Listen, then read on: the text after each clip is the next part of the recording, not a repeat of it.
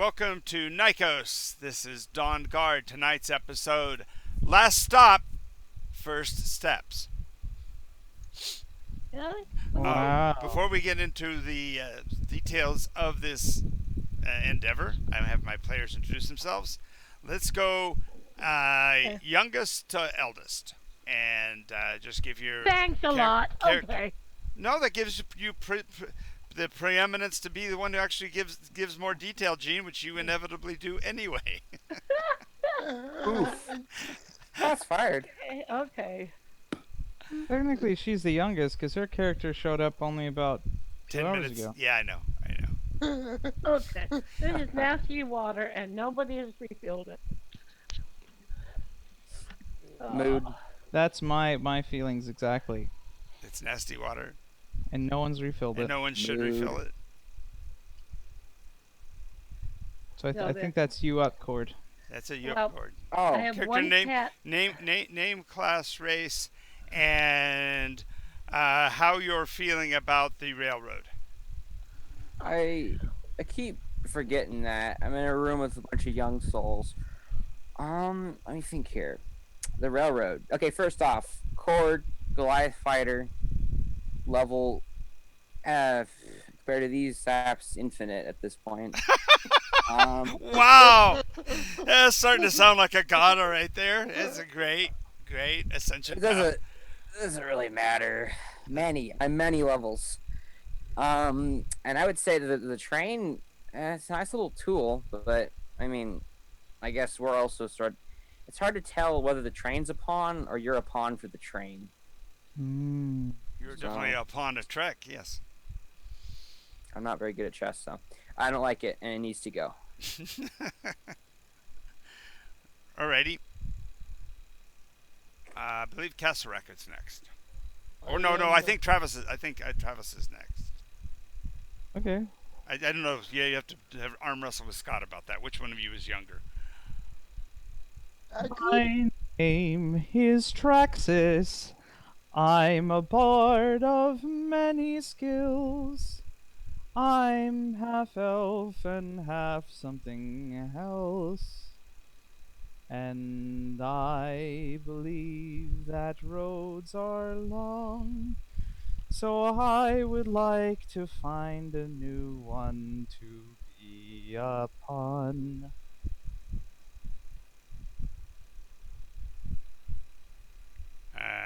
I'm done. Yeah, nice. Scott. I am Scott Colonel. I play Kazarak the Druid of the Green Veil, who is not really worried about the train. The train is almost a comfort to him because he sees the train as a personal fulfillment of a prophecy that he must go through. So it's just another step on his personal journey. Unless what wasn't on the train last time isn't there. I think you're on a Orangevale. different train, Orangevale. Wait, No, whatever trains he is on, it is a fulfillment of his destiny. Exactly. I was referring to the tracks that you guys are passing. The route you're on has tracks. It's not a train. oh, I knew you were talking about a one with a certain ape emperor, but that's not what we're talking about. So okay, so it's like a minecart almost. Yes. Minecart track. yes. Okay, that makes him nervous because that could lead to goblins or worse in minecarts. It So- could mean that there's creepers nearby. Funny. Or grim. Yeah. Something. Grim tale I tell. Okay. Yeah, nice. Go ahead, Gene. I am Jean. I play Silamir, Honor Lilith, and I am an archer. Right now, fighter class, going for arcane archer. And what do you think of this path we're on?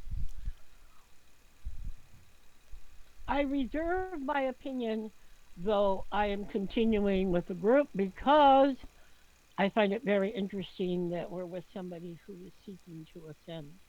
Mm, Uh, yes. I've never met anybody like that before, and I find it very interesting. Okay. I am a rising star. Our last encounter was a seeming vignette in what looked like an arena of some sort, and it looked like there was going to be a dueling fight or whatever, and it was interfered with by Mom. sister, and most importantly, mom, who drug off the villain. We're getting a little wind buffering, John. Okay, I'm just gonna reposition again. Not a problem. The wind is static. It's now me that has to move. Aha. Yeah. The wind shall never change for once in its existence. Exactly. At least for the short distance of about 8 feet. So, are we continuing down the pathway, or are we going to regress back to the main entrance to this facility? We will head back. I think we've seen all we need to see down this path. Okay. Okay. Traxxas puts on his aviators. Or other guitar riff. Exactly. All right. So you get back down to the main corridor, and again, there was a left passageway where this one went right, and the corridor does continue for about 60 feet, and there's a staircase that it looks like it descends deeper into the mountain. I have a quick question. Sure. So the whole purpose for coming to this place was to find the story of some sort of wizard whose name was... I'm racking my brain. Let me get my notes. Yep. He was not a wizard. He was a warrior or a guardian of warriors who ascended in 6th iteration, I think. Rondar is Rondar is who you're looking Yes. for. or at least his banner, not necessarily. What a terrible name. Oh, Rondar? Yeah. Why do you think it took him so long to finally have to get to ascend? It's it's like Satan-y. There. Satinel. Yeah. Rondar. It's for him. John gets what I'm saying. I mean, kind of sounds like rhubarb combined with rendezvous. Rondar. Mhm. Rhonda R. Suck. Oof. Oof. Yeah. That's what we're looking for. Right. That's Okay, true. That, cool. but you went in this building because this place Run. because it had the banners, right? Yeah. It was deep underneath. There was like a ticket booth sort of place. We were digging underneath a street. Oh, that's right. That's right. That's right. Castle you Foundation. you had excavated Yeah, and and found we- it. Right. Yeah, we found that and it led us down here. And then, yeah. Do you think that Rondar is that man with the clicky thing, What man with a clicky thing? putting the stickers on the cans? No. I do What? not believe that was Rondar. He was look like called it. Ronnie. Right, but I've seen Rondar, and that was not Rondar. An imposter, you say? Although, maybe what we saw was what Rondar is meant to become. This Or what could he be used to be? I'll give you. The name provides a canny resemblance, Nice. BP. What? BP. Well done. but we're not here to dispense labels, all right? Oh wow, So- he's going for a multiple. Look at that. He set them up on the shelf and knocked them down. That was Not two. I think Too many he's things. telling us to can it. right, correct. very well would be God. Thank you. I'm just being candid. It's better Anyway, to I'll stop. be Candice. Well, you're doing candid while you're in character, so that also means that you're doing candid in camera. Oh, good. Oh, Candy. Let us make Traxxas for the other door. Okay, so you're now to the place where you can either go left, or you could go down the stairs. The other door was much friendlier. It didn't. I don't think it was gonna bite my hand like the other one did. Yes, the other one, it's, well, it looks kind of like it might be like a French door. It's light and thin wood, and you can actually feel a breeze coming through from it.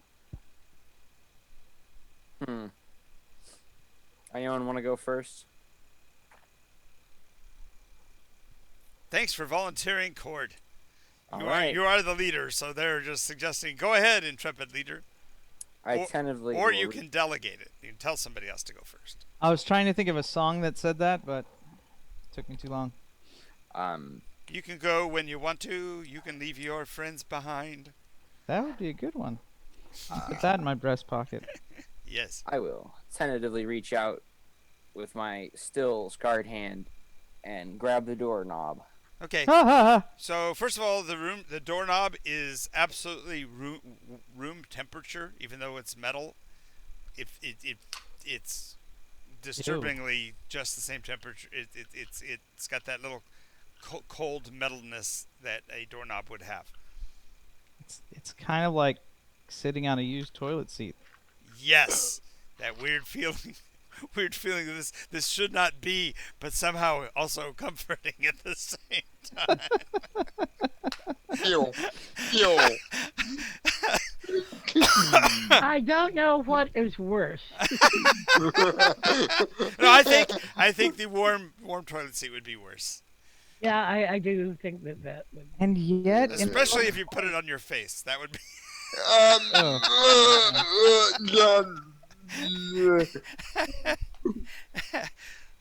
nope. Okay.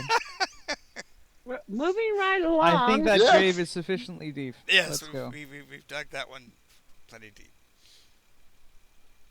Alrighty. I forget where this one came from. Yeah, oh, I know, moving that's a right wheel along, picture. I stand up from the still warm commode. Okay, we've got that made in the shade. Yeah. What's behind door number 1? Okay. So when you push the door open, the warmth of the afternoon sun is extremely comforting, and the breeze that is blowing counteracts that warmth to make it feel like a perfect summer day. You're looking out across a open plain that has been farmed. You can see odd fences in that they are metal posts about 4 feet to 4.5 feet tall, but they have a weird twisted metal material like a wire extended across from pole to pole for as far as the eye can see, to the left and to the right.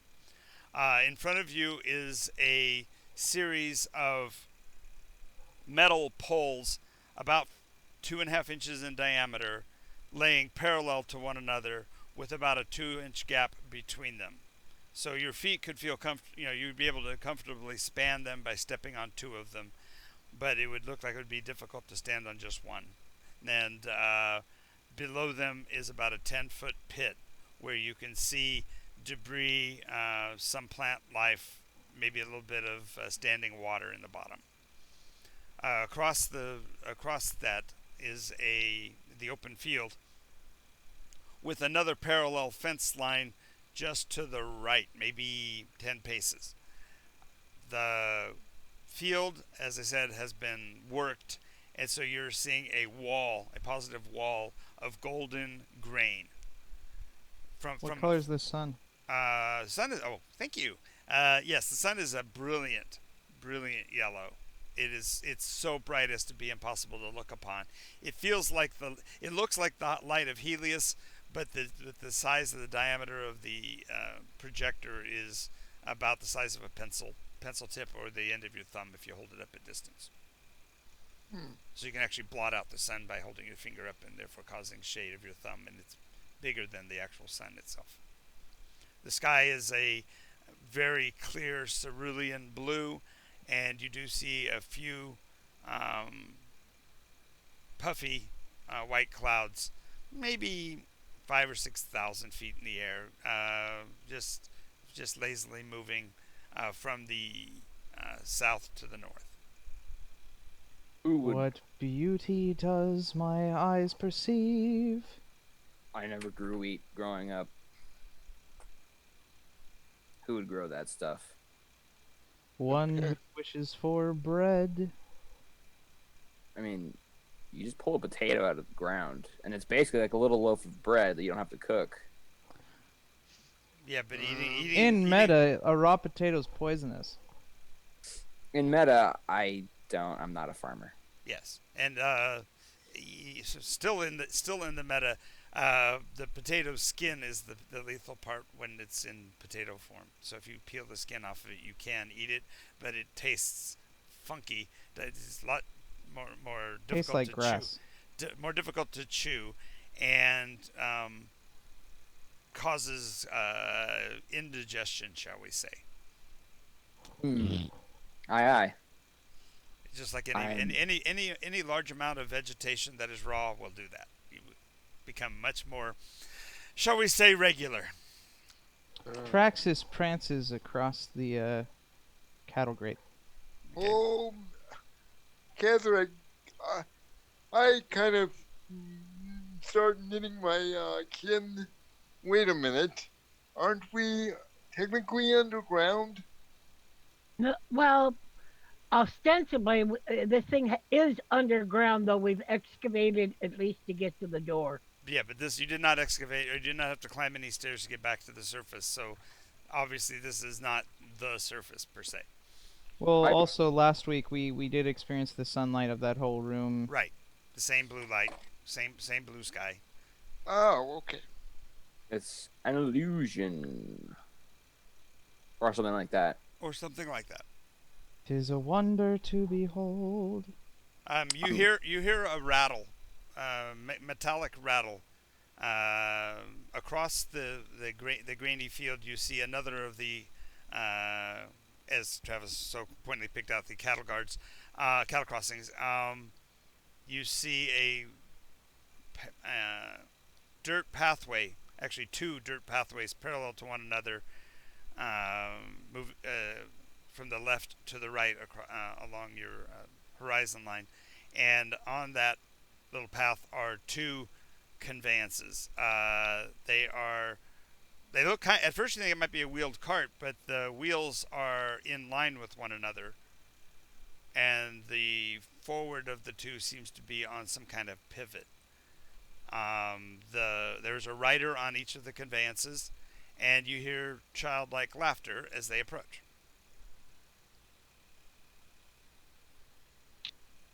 Alright. Do you think that children can still see us? Yes. Definitely. Okay. As you're discussing this, you do see them. They ride up to within about 40 feet, and the bikes, the wheeled vehicles stop immediately, and little boy, little girl, maybe 11, climb off the bikes and run Right? the two wheeled conveyances. I'm just shortening it to what they really are so that you get a mental picture of what they are. Have I ever seen anything like this? Never. And they apparently were moving by some form of magic, because despite the wheels being one in front and one in the back, they were able to move forward and stay balanced on the two. No horses. No horses. And they seemed to be moving by, looked like they were walking, their feet following an orbital path with little tiny metal cleats underneath them.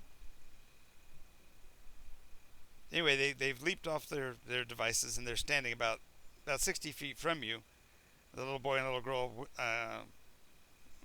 looking to each other and talking as they're looking at you. You're not close enough to make out what they're saying to one another. I'll move forward. So I'll move forward, but slightly, just enough to possibly get within earshot of. okay, so you're moving within 30 feet in order to be able to hear even a whisper. The little boy steps in front of the little girl, puts an arm out in front of her protectively, and says, "What are you doing here?" Where is here? Russell? Well, he says, he says Russell, and he says, well, Russell's over there, and he points to the horizon where you can see a white cylindrical structure, 4 cylinders standing by each, with a metal-looking box on the top of it. Odd contraption. Is this a farming ritual that we are witnessing? I don't know, but I've never seen devices like that. Looks It looks Other- like a granary, So, but very strange. so are you here to play? To Hell yeah. play and to sing, and he strums on his theorbo. The little You like girl, the push-ups? little girl pushes the little boy away from her, pushes his arm away so that she's no longer being protected, and she strides forward and just plunks down on the ground, maybe 5 feet from Traxxas, staring up, smiling, swaying to the music. He plays a little ditty for her while the others talk. She squeals with glee. She's just totally enjoying the moment. The boy, though, slings off a little knapsack and starts rummaging around in there, and brings out a notebook, little pad of paper. A scholar then. Eleanor Rigby died in a... Yeah. No, No. not gonna sing that one. You have to mess the poor kid up forever. He says, by what are you called? Cataract. Traxxas. Looks to the Golian. You already introduced yourself, but he asks, he kind of, like he's got to be jogging his memory, trying to write down what you said. say, wait a minute, little kid, do you know anything about Rondar? Little kid. That's a cool name, young man. Rondar. He says, that's a great name, and he writes it down in the book. Says, Rondar. little kid, I'll have you know that I'm 12 years old. Young man, do you know where Rondar is? No, that's a cool name. I think I'll keep it. If that's okay with you. Yes. I mean, it's fine, but I charge You charge. interest. Yeah, Oh, so you know modern banking principles. correct. You can quiz me. I'll answer every single one of them correctly. Excellent, excellent. I do good on tests myself. I've never been tested, except for what did they call it? TB. Well, I was tested for that. I'm a certifiable genius. I have been tested. Ah, Mom did that last year. What is a did you genius? test positive for me, Miri? I'm genius. Genius. I'm not Mary. Caught I'm the sorry. genius bug. A genius. It's- Never will it let him go. And what does genius mean? It means it I'm means- smarter than everybody else. Not me. I'm smarter than you. Okay. I'll give you a wisdom. People who think they know everything Hey. annoy those of us that do. Sorry, jeez. Nice. Thank you for that, Travis. Yeah, it says Golian. Excuse me. The only giant I know with the name, you said you were Goliath. Holy I think that's pronounced Goliath, and he died. Wait, Mo- what? most people think he died from a blow to the head, but it was actually the lopping off of his head afterwards that killed him. Who? I'm not aware of this Goliath person of which you speak. Can you tell me more about this Goliath person? Yes, he was the greatest and the strongest of the Philistines, That's correct, and don't you forget it. and he was felled by a little boy like me with a sling and a rock. Well, we all have bad days. Yeah, but the kid was a hell of a shot. At level 1, he basically put down a giant that arguably could have been 10th or 12th level. Hmm. And everybody has Wait, their. wait, wait. He's talking about levels. Yes, of course he's talking about levels. He just learned a game last year. I am unaware of these levels of which you speak. Elbow. No, I'm not. Nice. You're an evil man. So, wait, do I recognize the kid as Johnny from the other? Yes. Oh, Johnny, right. And Johnny and Janet. Yeah. Johnny, tell me, how is Ronnie? How's he doing? Oh, he's working 2 jobs now. He drives a truck at the feed yard during the day, and then he does cleanup at the grocery store at night. You recognize me, Johnny? From Yeah, I just didn't know your name. all right, I'm Cord. The Sword remember Lord. Oh, Johnny, also remember, I am the apex being on Nikos. Just remember that. Apex. Apex. I'm going to use that word too. Is that okay? Oh, that's fine. Yes. I am the. You know an you can apex. also You use know an apex. Supreme. You know an apex is the top of or pinnacle of a peak. The toppest most pointest. Boy, I can't even You talk like some today. chocolate? I apologize. What? And You offer him candy? Hey, Mary, do you have a password that your parents make you Oh, ask strangers for? 'Cause No. that's what my No. parents did. No, it's real simple. You guys are what they call figments of my imagination, and therefore your presence here is totally warranted. And my sister is only listening to the bees, but she thinks she's hearing the music of a bard. Question: if I'm a figment of your imagination, then can you make me scratch myself, please? Well, the space between your shoulder blades suddenly is extremely uncomfortable. I'll reach up and scratch it. You can't reach it. I put it right square in the middle of your back. Okay, try something else. Can you remove my head, please? Oh, I can make you rub your belly and touch and pat your tummy, but pat your head and rub your tummy. But I'm not into those kind of stupid things. So I came here to. We're on our way home, and I guess the occasion struck me to take a couple of notes. So Apex, that's a good one. And Supreme. so that's where are another you guys from? one. I'm from the Mirror Vale. Oh, excellent. I have no clue where this ranger's from.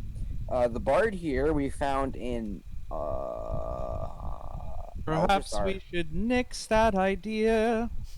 What idea? Eldrasar, right? No, Eldrasar. he's pointing out that you guys are doing it again, giving an NPC information. That's all he's trying.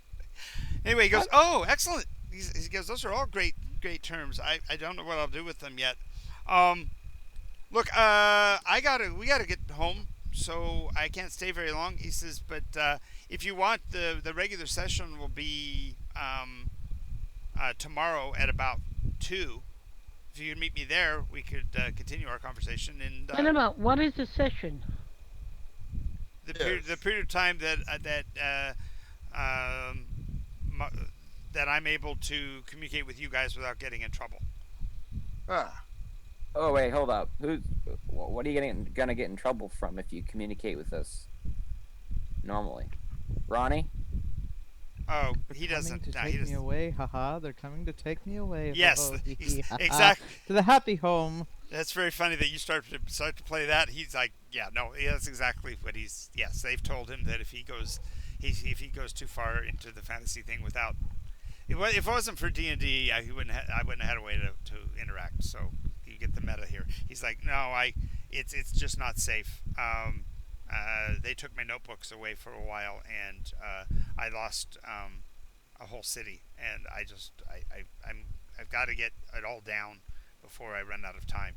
So session tomorrow at 2:00. Hope to see you. All right. We're not. He says, We're not good "Janet, against- we gotta go. We gotta get back to get home." Okay, well, we're not here against. We're not here of our own volition, but if that's What? where the road leads us, He looks at you and goes, "What do you mean you're not here of your own volition?" I mean, you're the one controlling this, aren't you? No. Okay. Has anybody here seen Jenny? Hey, What? okay. When you say that, the boy puts the notebook in his backpack, slings the backpack, and walks right up to Traxxas and says, "What do you know about Jenny?" She's a I darling. She's a damsel. She's in distress. Oh shit! But have you he seen doesn't say her shit. He goes, in he that goes, dress? "Oh no!" He runs back, gets on the bike, and says, "Come on, Janet, we gotta go. Jenny's in trouble."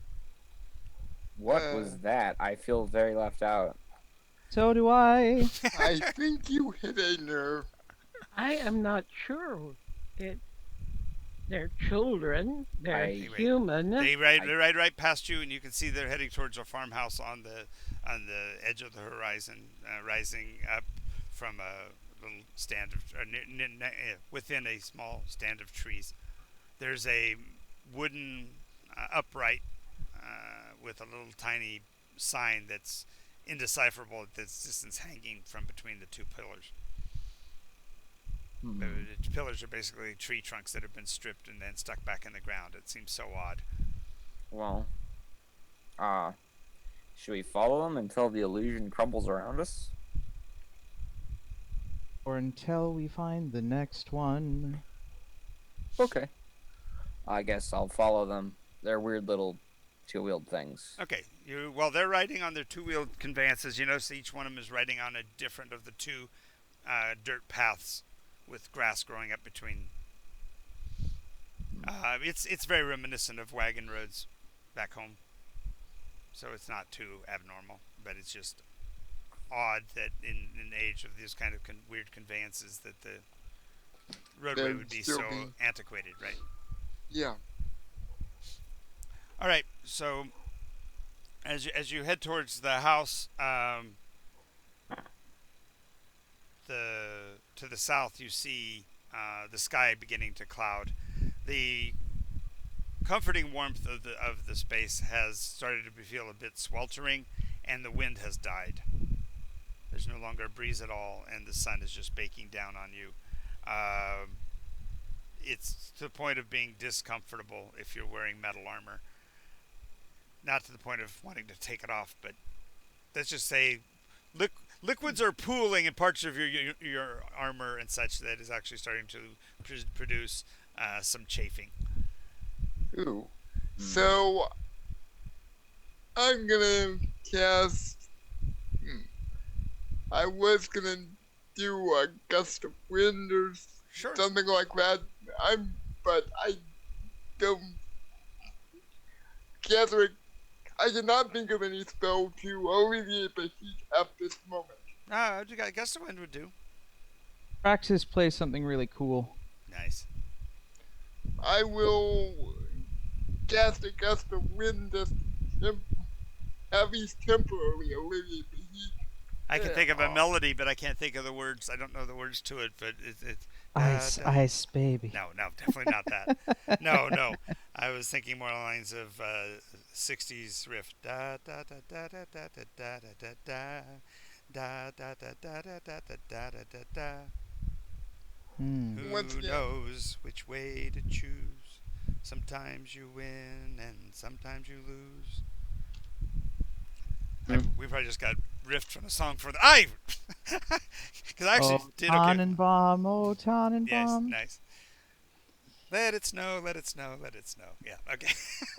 Silver and gold. Oh, Let that it sounds really snowing. No, yeah. I'll be checking Social Blade for the banhammer. That's okay. They can't get you for parody and humor, so that's all that was. Anyway, so as you're moving towards the house, the clouds beyond it are blackening. You still don't feel any wind, but the sun is starting to be hidden by the westward edge of the cloud wall, and you recognize it from the. Let's see, who would recognize? Cord, you definitely would recognize it from the storm walls you've seen on Nikos. It's just this boiling, roiling wall of clouds from the basically from about 2,000 feet off the ground straight into the heavens at 20,000 feet and higher. Cumulus. No, ten intelligence. Big white puffs. Big, well, no, Very it's this big. This is the big white storm puff. So it's big and white on the top, but below it, between the ground and the bottom of the clouds, you can see the sheets of moisture falling from the edge of the cloud. Did I ever, growing up in the Mirrorville, see clouds like this?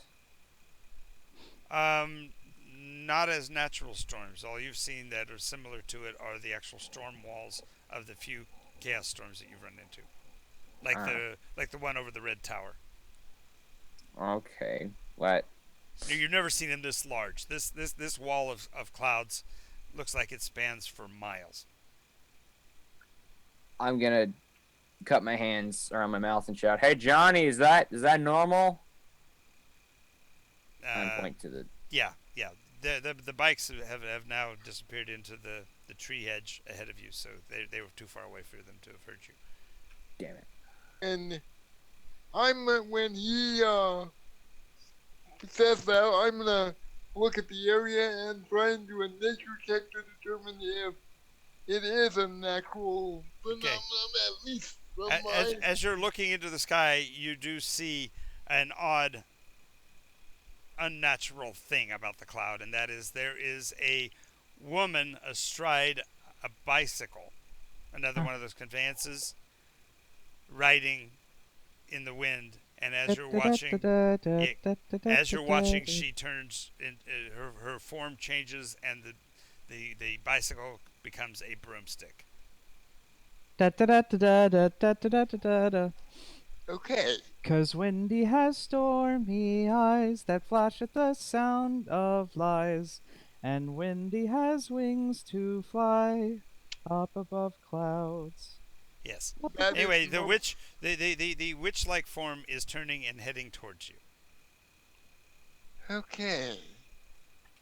So I- as the actual gusts of cold wind from beneath the cloud start to strike you, this form lands maybe 60 feet away.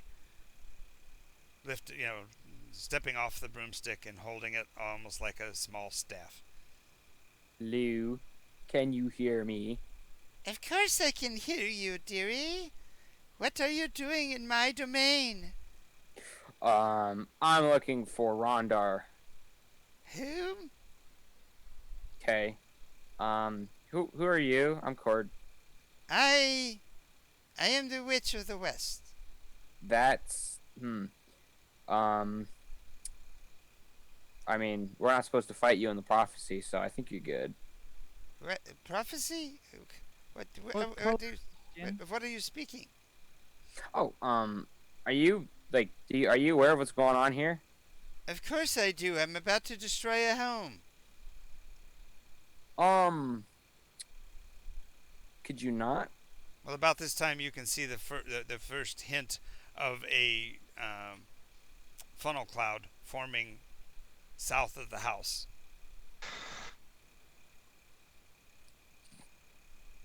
You mean the kid's house? Yeah.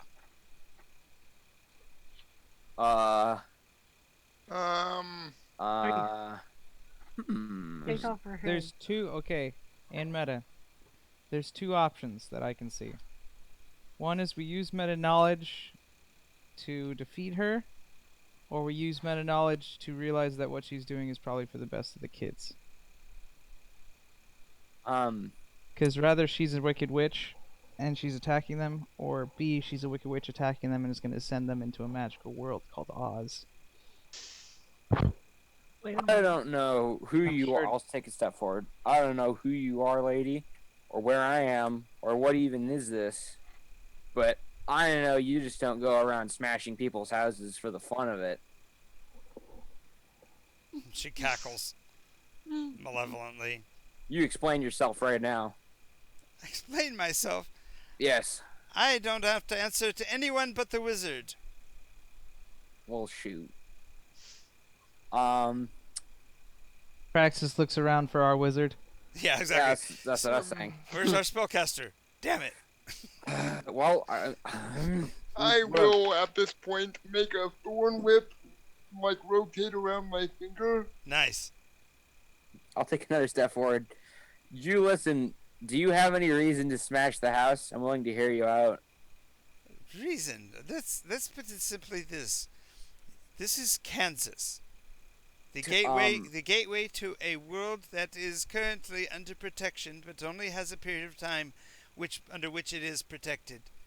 That child will endanger that very thing unless he learns to protect the realms.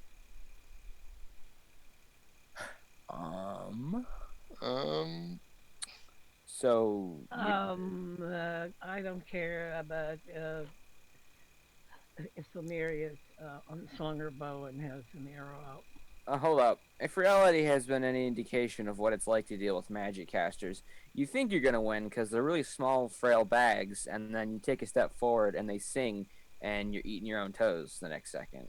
So I don't really think there's much we can do against this wicked witch of the east or whatever. I think that's her sister. First of all, thank you for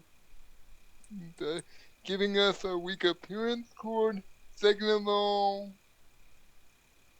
that is only half accurate. But regardless. I articulate well by speaking. That happens sometimes. All right. Anyway, she raises her broom somewhat triumphantly, so that she's holding it perpendicular to the ground. And as she does so, a wave of chain lightnings across the sky head towards the forming funnel cloud. What does the child need to learn to protect the realms? Arcane knowledge beyond my understanding. They call it laws. Laws? Laws of what? So many things. It's confusing. I don't care too much about that. I just was instructed to destroy the house. And the funnel cloud descends to the ground. Hey, stop. You can't just do that. I will stop you. Okay, then stop her. I'm gonna reach forward and grab, for her arm. Well, she's 30 feet away, so you'd have to charge Okay. across that distance. I will Praxis run begins forward. to play epic music. Nice. I'm gonna run across the 30 feet and reach for her arm. Stop! Okay. As you do, make a wisdom saving throw, DC 15. Remember, Yeah, you have a there we +2 go. saving bonus from that item I gave you. Hold up.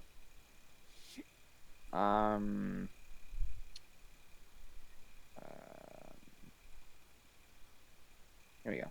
Anyone got a squirt gun? That's I wish I could cast create water right now and just that's douse her, but sadly I can't. Well, you don't. You'd have to learn that defense for but yeah. that's a filthy 20. Okay, so you pass pass the wisdom save, so you don't get turned into anything unnatural. Right. Go ahead and make your grab attempt. Okay. That's a 19. 7 plus 12.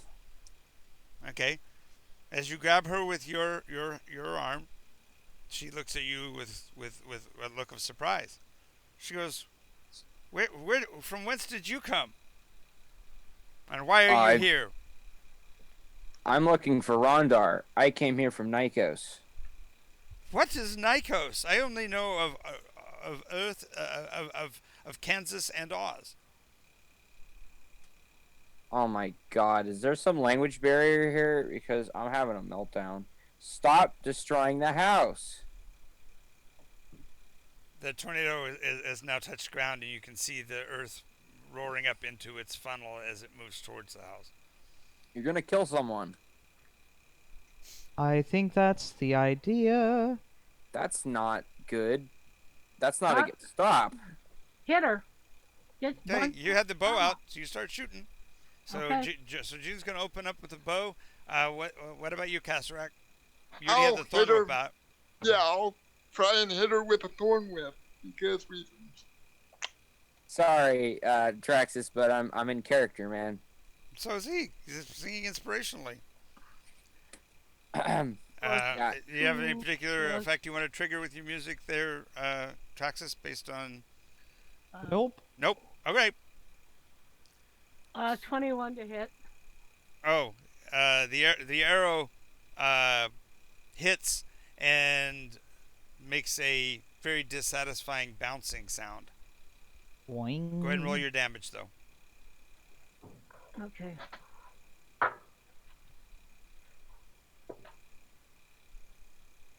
So it gets 8 plus my strength plus my dex, Okay.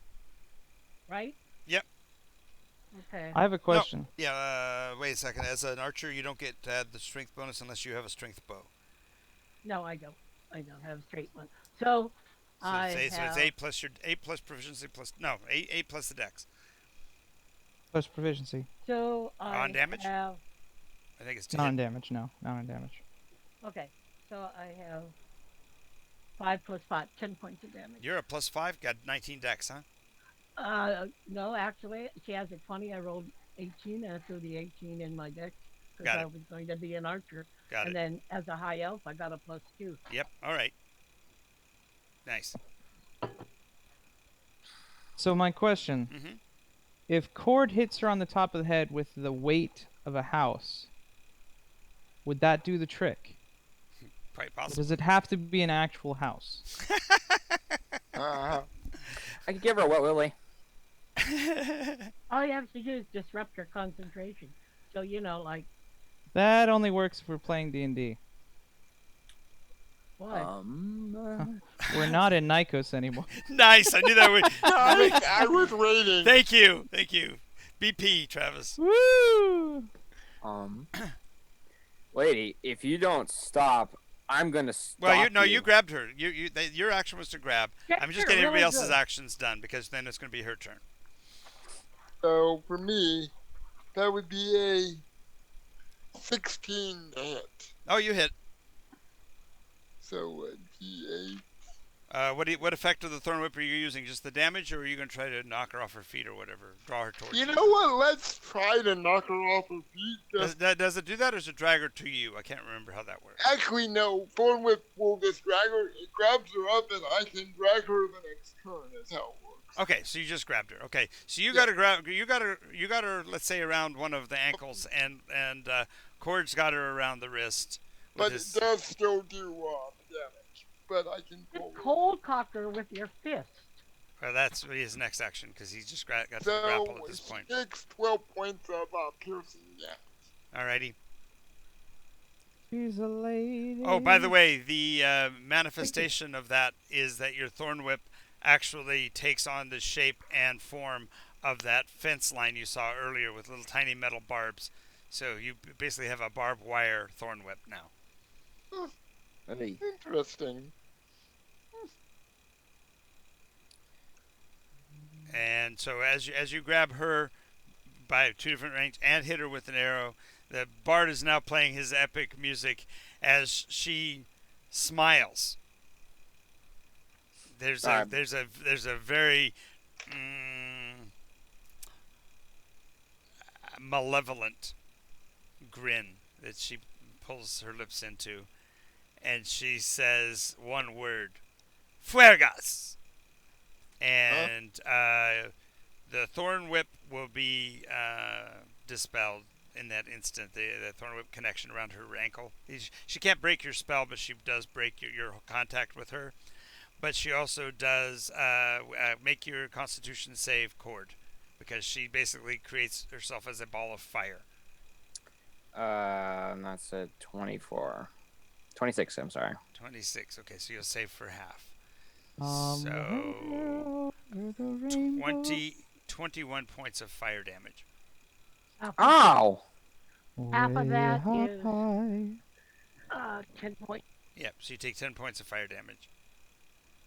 Cut it out! Gee Go whiz! up there, Lord Cord. She looks back over her shoulder and sees that the tornado is on the ground, And with a nod, she now turns, almost like she's ignoring you guys, to face the storm, the oncoming storm. I mean, am I still holding her, or did I let go? Well, she became fire. She literally, there's nothing to hold on to. She manifested as flame for the rest of that round. Oh, okay. And therefore, the Thorn Whip can't hold her, and neither can you, because she's discorporated. She reincorporates at the end of the round, though. So at the beginning of the next round, she's back and facing away from you, facing the storm instead. Now, this tornado, Yes. I'm going to. By the way, how many people in this room have ever been in the presence of a live tornado on the ground? Nope. Thank Nope. God, no. Okay. One huge dust devil. Okay. Let me tell you some things about being in this proximity to a tornado, because it's happened more than once in my life. First of all, they can span anywhere between a couple dozen yards to a half a mile in diameter. In this case, this one's about 1,000 feet across. Although it does tear up the ground and such, the idea that it could pick up and throw a cow is not realistic. Although it will, for example, disintegrate a small wooden building and become a wall of projectiles, spinning at a couple 100 miles an hour at the center, or nearing 200 miles at the center, near the edge of the center. Usually that force is ablated, because by the time that gets to it, the rest of the storm, which operates in the 80s, 80 mile an hour, 70, 80 mile an hour, is enough to tear buildings up. But there is a crisis wall within the storm.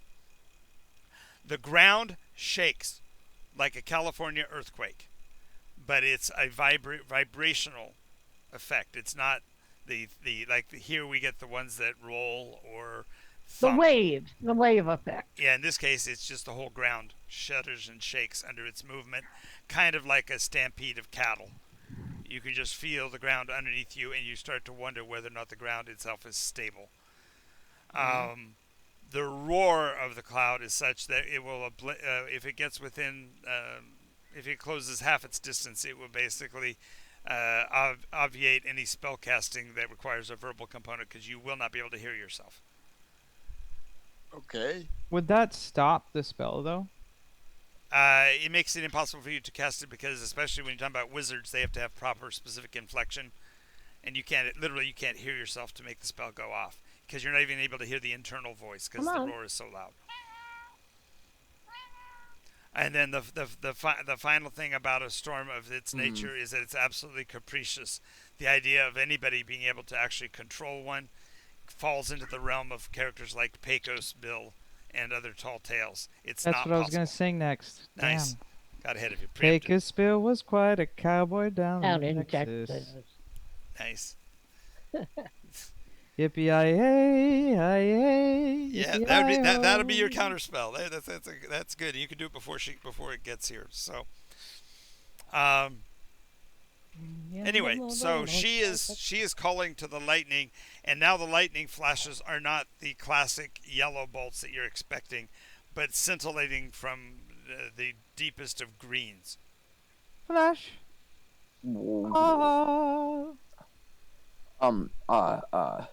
Are we just here to play Round. witness to this?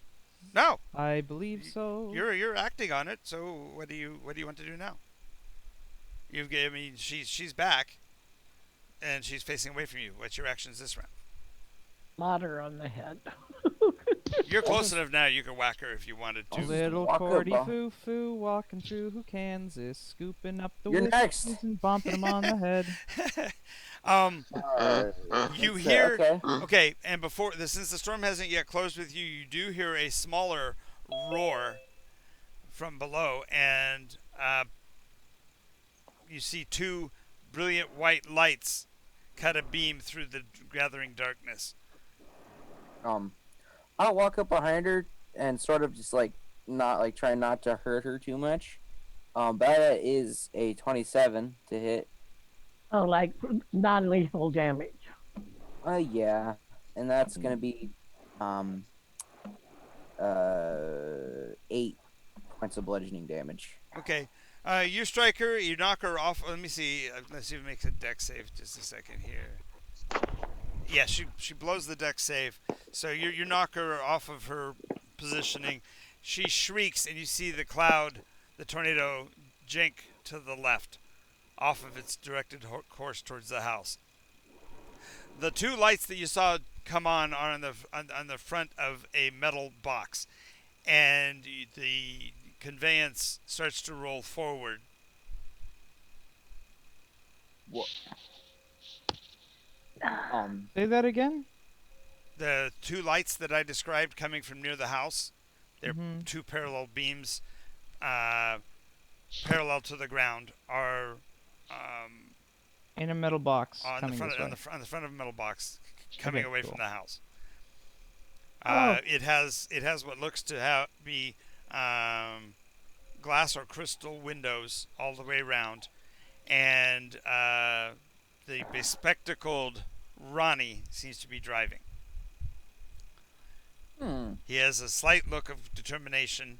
The woman to his left, from your perspective, to his right, to your left, inside the vehicle, is the figure that you saw earlier as Mother, and the two of them are rolling, are driving out of the driveway with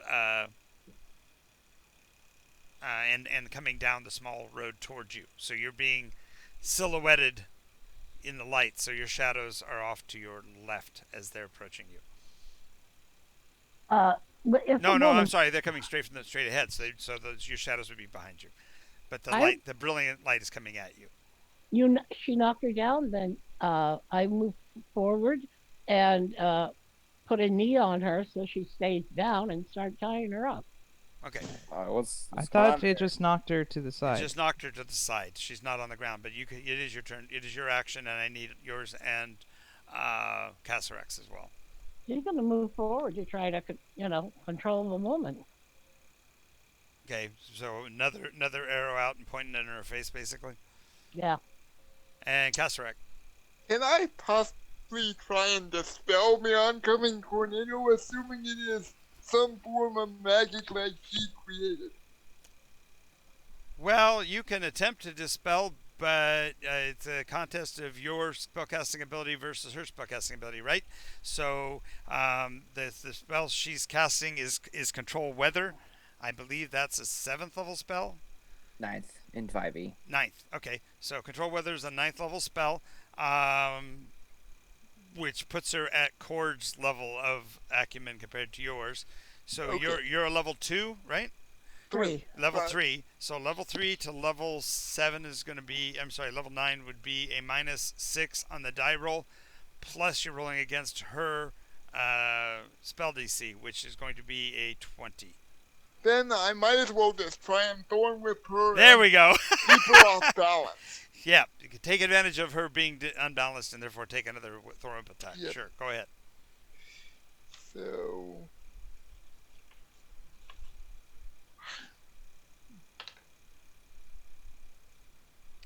that would be a 23 to hit. Ooh, nicely done. You hit her again. For 6 points of damage. Okay, she's now scowling, and she already shrieked. She's off balance. She's now scowling back at you guys, going, "You don't know what you're doing. You don't know what you're doing." As Yes, we will as the destroy vehicle this place. the vehicle is rapidly closing on you. It's accelerating beyond anything you've ever seen in terms of conveyance. The roar of it sounds like maybe a gorgon or something of that nature. Oh, geez.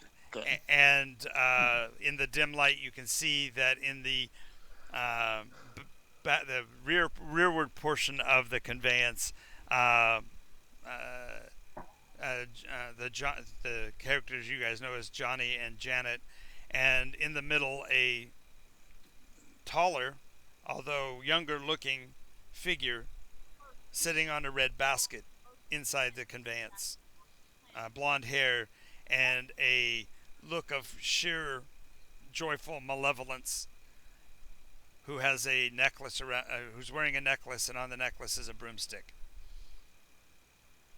Johnny, oh Johnny, your Alice Bluebonnet will always be Okay, so waiting for you. that is this figure is the source, not hell. Stop hoping and don't give Also, up. the little figure in the middle sitting on the red basket has the same exact malevolent grin on her face.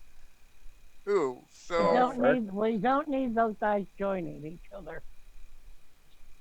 Listen But up. the vehicle is bearing down on you. Are you going to attempt to dodge? They look like they're going to be passing literally through the space you are, and the driver doesn't even seem to notice you. so Kazarak is going to try to dodge, and if possible, could I pull the witch like towards me with Thorn Whip at the same time, or would that be Sure, you can dive to the side and try to yank on the whip. Yeah. She'll get her deck save. So give me a second while I make that. I Yeah, saw we're- Traxxas as kind of sitting off to the side anyway, so is he in the Right? way? No, you're I had seen you kind of stepping to the side. So yeah, you're not in the direct path of the vehicle. It's Cord and Miri. Cord and Miri. Wait, that was a first. No, it's a weird. Yeah. Isolmira. Cord- Color is the. I'm gonna call her Lily from the last syllable. Okay. Oh, icky. I hate that name. How about Scylla? Scylla. Silly? Scylla? No, well, It's Scylla. Issel. Issel. Issel. Just Ira? Ira. Stop that. There's no R. Isilmir isn't that bad of a name. Just Yeah, Isselmir's fine. Isselmir. Isselmir's fine. So gotta learn it. so? Yep. Do we have to make deck saves as well? if yeah, you have to make a deck save to not get hit by the vehicle. Okay.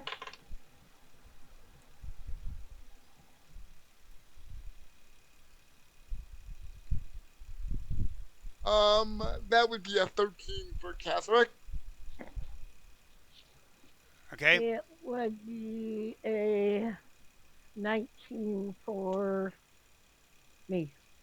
All right. And Cord. Back down to this puny thing. Okay. So you're just gonna stand there and take it. All right. I'll walk out of the way, but not to. Yeah, I'll just walk out of the way. Yeah. You'll have to make a dex. You'll have to make a dex save to walk out of the way because you're choosing to do so at a nonchalant path. Take disadvantage. All right, that's 7. Okay. So the two of you, the 13 means you get hit as a glancing blow. The vehicle was doing somewhere north of 40 mile an hour at the time, so you get thrown for a good 25, 30 feet into the ditch. What did you do with the 13? Make a con save for the damage. Con save. You got 13? 13 I on 13 on the deck save to get out of Oh. the way, which means he didn't get far enough out to not get hit. So that would be an 18 con. Okay, so the damage would have been 12, so you take 6 points of damage. Okay, But still up. you get thrown for 20 feet and take another 4 points of damage from the fall as you impact the ground. Although you're in another fantasy realm, nonetheless, the illusionary ground itself is just as hard as real ground. Cord, however, in the Imagine a cow. yes, I'm a cow. Exactly. The instant of impact is fascinating because from your standpoint, you see the front of the vehicle buckle around you in equal amount to the damage of you actually feel as you're looking down the bones breaking and such. And as the vehicle hits you, the damage with that 7 roll puts you on the ground and you feel the vehicle roll over you. All told, you take 44 points of damage, which you can't save for half of because it rolled over your space, so to speak. But so you're going to be laying on the ground about 25 feet from the witch, and the vehicle's going to be speeding down the road away from you. The one thing you do see as they roll away is Johnny looking out the back window with a look of despair on his face at the Goliath's fall. I'm gonna stick my tongue out at him. With that, he kind of grins a little and plunks back into the chair, satisfied that you guys are going to be okay. All right, I've had better days. Climb back to your feet. Ugh. By this time, though, because you distracted the witch long enough, the tornado is now passing beside the house, and you see it uprooting trees. And the biggest thing you see flying through the air is a odd device. It's a cylindrical tube about 4 feet tall, with 2 parallel wooden rods mounted to a metal bracket above its top. The reason why you know it's the top is at the bottom are 4 metal wheels mounted equidistantly around its perimeter. And I can't even visualize what that's supposed to be. A cylinder with 2 wooden dowels coming out of its top. No. 2 wooden dowels parallel to the top, held by a metal bracket, and on the end of the metal bracket is a small turning crank, like for a jack-o'-lantern, or maybe even the idea of a really small version of a catapult. Is that a cement Cat. mixer? It's like a handled windlass. Is that a cement mixer you're describing? Yeah. Let's see if I can use the drawing program on Zoom to draw a picture of it real quick here. Cat, you weigh 20 pounds, and you're hot. Let's see here. It's a jute box. It's the ice cream maker. Is it bigger It's than a- a bread box? Yes, it's bigger than a bread box. It's, like I said, about 4 feet tall. Is it 4 feet tall animal, cylinder. Does it look vegetable, like or a mineral? 4 foot Min- tall metallic cylinder. 4 wheels equidistant around the base. Small, like almost like a coaster. Trash can. The upper No, part above that is a metal contraption that holds 2 wooden cylinders. Like I think I know what this is. It reminds me of an ice cream Is it a barbecue?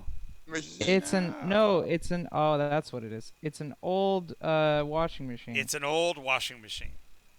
Ah. with the Okay. crank on top that cranks the clothes to squeeze them out or whatever. Yeah. Right, Actually, exactly. That's for drying. When you bring the clothes out of the laundry, you run it through. We used to use a machine like that. Yes. You had to fill it with hot water. Yep. But this one, And then you had- this one didn't. This one had the hoses. This was a sophisticated version that my mom had. But yeah, it had it had 2 metal hoses that attached to the bottom where the water comes in, so you can put in water, hot water or cold water, and then it's got the hand crank on the top was used to wring the clothes out. Yeah, it's Inside, hanging from that, was the washboard. By the way, it's called a wringer, not a press. Yep, called it's a a ringer. wringer. It's a ringer, and that's right. And then the right below it was the washboard. So you would wring Yep. the clothes out, and then you would wash them against the surface, and then you would wring the water out, and then put them back in the water and douse them and do it again. Yeah. And you had to Okay. drain it before you rinse them.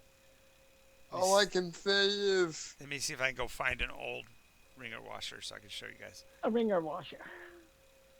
Let's see, that was in the end of 45 to 50. We didn't yeah, go that sounds right. Oh, All I okay. know is that was our washer when I was young. Up till the time I think I was 7, that was our washer. It was set up outside, and when you drained it, we were next to a parking lot that was an unpaved parking lot, and the water Father built a channel so the water would run out the yard and down into a kind of like a ditch. Dissipate. He built Oh, a Chanel. What? A Chanel. A channel. A Chanel. Whatever. No, oh no, I got you off of me. Attack. He's coming back. I am back. Who's that? No, I am Bach. no, all we need There you go. is, It's in Discord. I should move to the right room. It's in the wrong room. Everyone's gonna wonder why the hell we're looking at washing machines. Now, Yeah. Unless they're watching the Unless they're stream. watching stream, in which case they would know. There we go. Put it in Dawn Guard. Somewhere over the rainbow. Okay, that looks less complicated than I was seeing in my. Well, not less complicated, but that is not quite what I was getting in my head. Well, it it's was a only cylinder with 4 wheels and a metal conveyance that has 2 wooden cylinders. John is a master of describing things in the most oblique manner possible. first of all, To it's make them a fascinating cylinder. and different, yes. It wasn't 4 foot tall because I could look over the edge and I was young.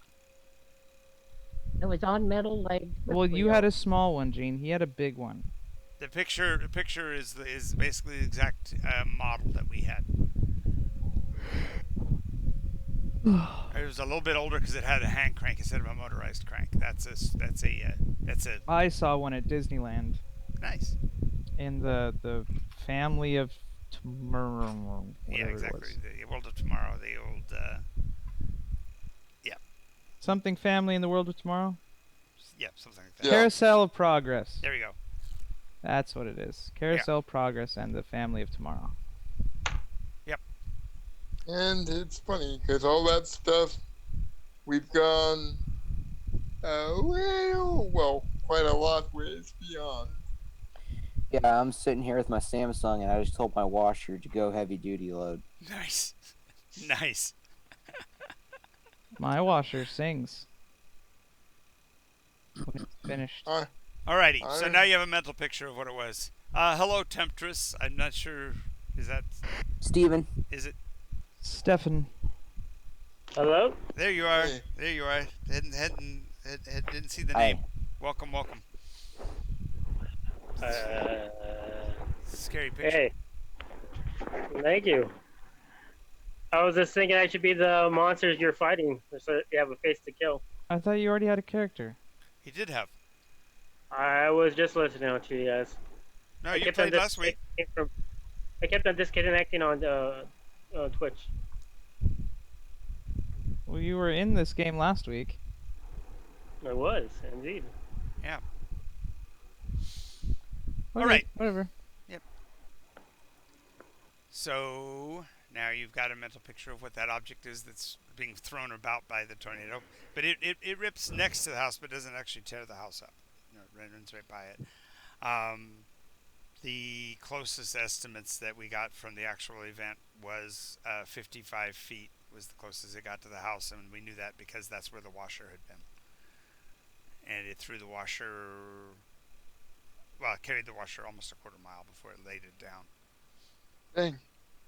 Was the washer okay? No, washer was never able to be used again because the side of the side of the cylinder, the way they made them back then was they used the Cooper kind of strategy where they would wrap the metal around the outside of the wooden interior, and when it hit the ground, the wood inside cracked and broke the seal on the metal tub.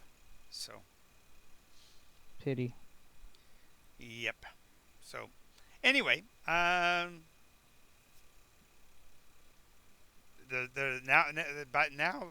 now the storm has reached your location in terms of rainfall, and you're being pelted by hail. There's no clear protection from it other than the tree line around the house or the end of the house structure itself. Traxxas is running for the house. To the house. Yep. He's Where's the- protecting the where's body the of his witch? Theorbo the entire time. Yes. Where's the witch? Who cares? Which is standing to the side and scowling because her effect did not go as planned, and you hear her screaming to the sky, I tried! Don't blame me!" And as she says that, a purple beam comes down from the heavens, encircling her in light. I hope she gets smited. Are you gonna stay and watch Ding-dong, that and the take witch is the dead. hail Ha, ha, damage, ha. or are you running for the house? No. No, I'd shoot her. You want to shoot her again? Okay. Yep. Go ahead. Roll the hit. All right. What a brave first level character. Can I do something to mitigate the hail damage? Well, I can't cast control weather, but trying to think if there is a. If you have a cloak, you could put it up over your head. I think If you lift it with your arm, you'll mitigate some of the hail damage because it'll hit the cloth and Yeah. tent-like protect you somewhat. Okay. A total of 19. Oh, you hit her again. She cackles. Again, the arrow makes that weird springing sound. Boiling. Okay. She turns, puts her cloak up, and runs. Yeah. How much damage did you do? That time 7 points of damage. All right. So then you run for cover. Yeah, run for cover. Same. I run a zigzag course. Sure. And running a zigzag course, I'll even grant you, looking over your shoulder, you'll see her being lifted into the purple ray. Okay. What color are her shoes? Black. Oh, no wonder she was so weak. That's the other sister. No, it's that sister. Okay. First sister that shows up is the one that gets crushed by the house, and then... No. That's how she gets the shoes. All right. Welcome back to Nikos Book Club. This week, Wizard of Oz. Next week, Return Oz. Oh. Bring the geez. kids. All right, so you make it to the house. The house is a 2-story structure. It's odd because the staircase runs up the outside of the house. The front door faces to the south, so it's taking the storm head on, so to speak. And the upper floor has shuttered windows. The door is an odd contraption because it has an outer door and an inner door. The outer door is made completely out of a weird wire web that you can see through, so it's really fine wire.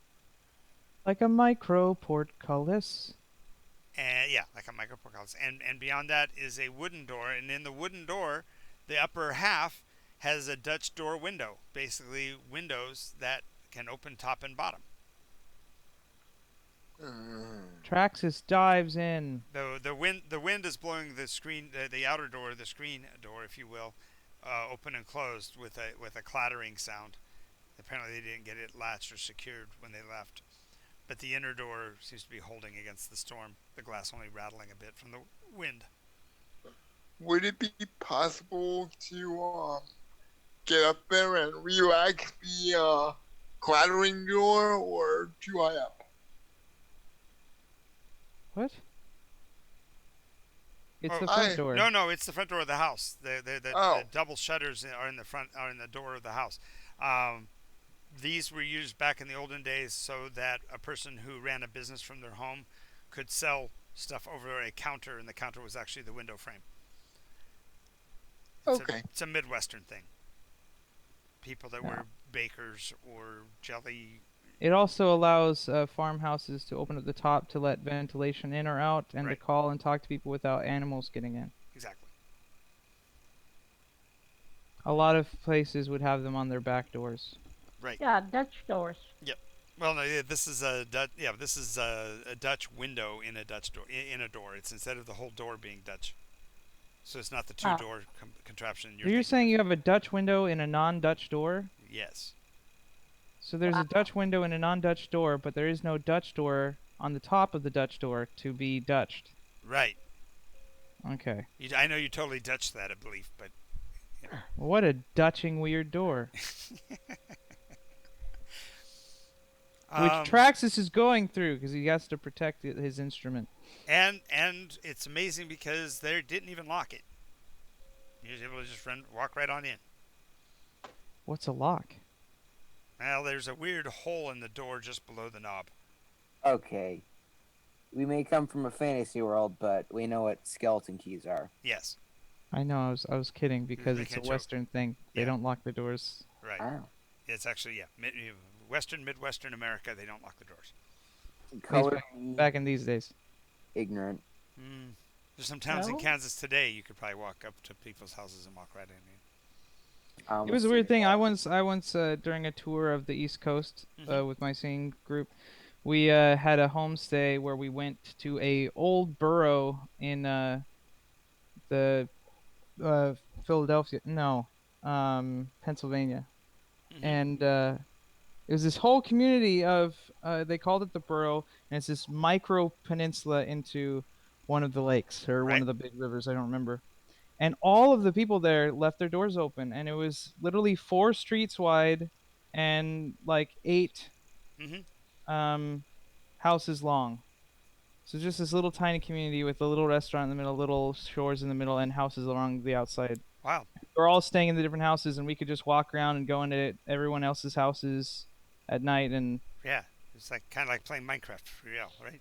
yeah, it was weird. It was just such a strange thing for us who've always been in California and have this Right. little community that trusted each other so much. Yep. Yep. So yeah, most of my upbringing, we didn't lock doors. We just didn't. That was just the world actually changed in the late, I think it's early '60s. Okay.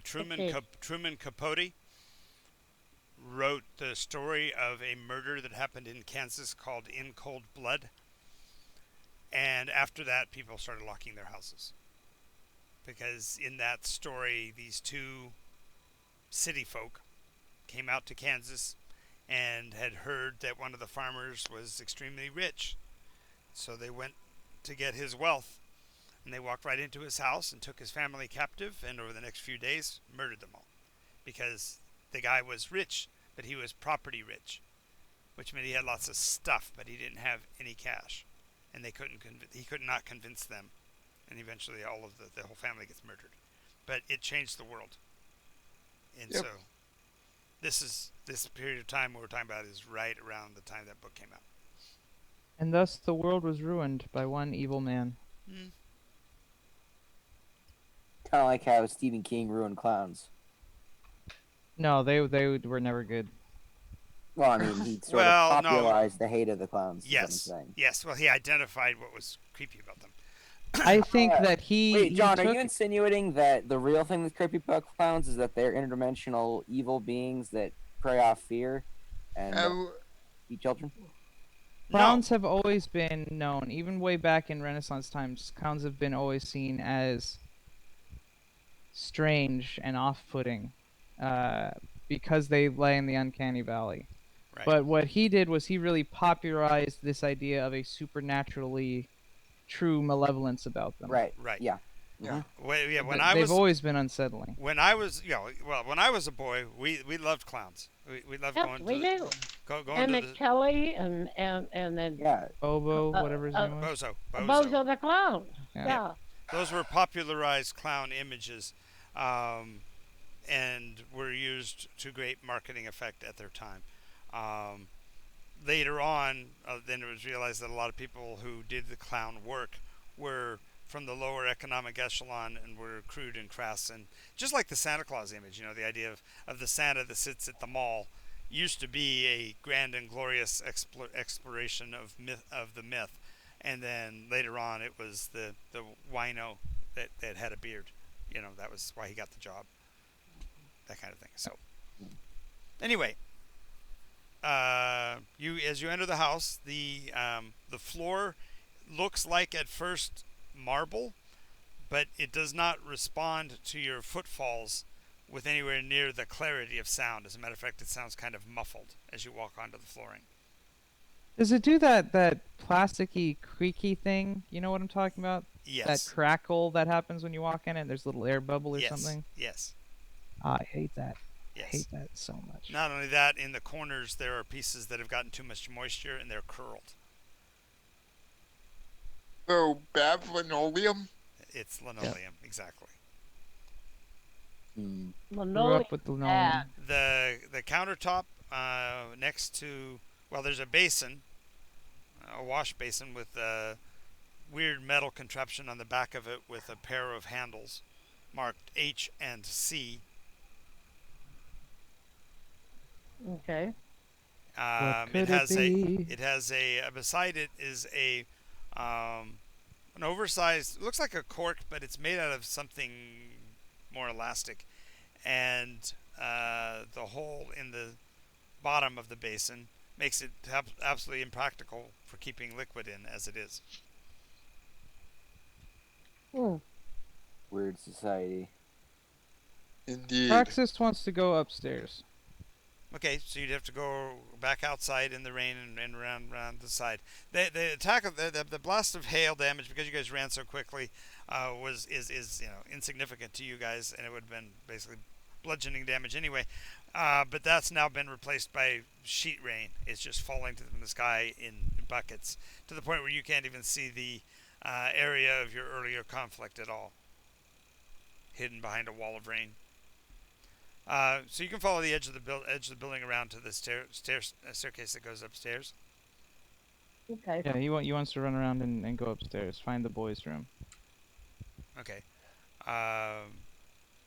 So you go around to the outside of the building. When you go up the stairs, you find something really odd in that there is a mechanical external lock on the outside of the door.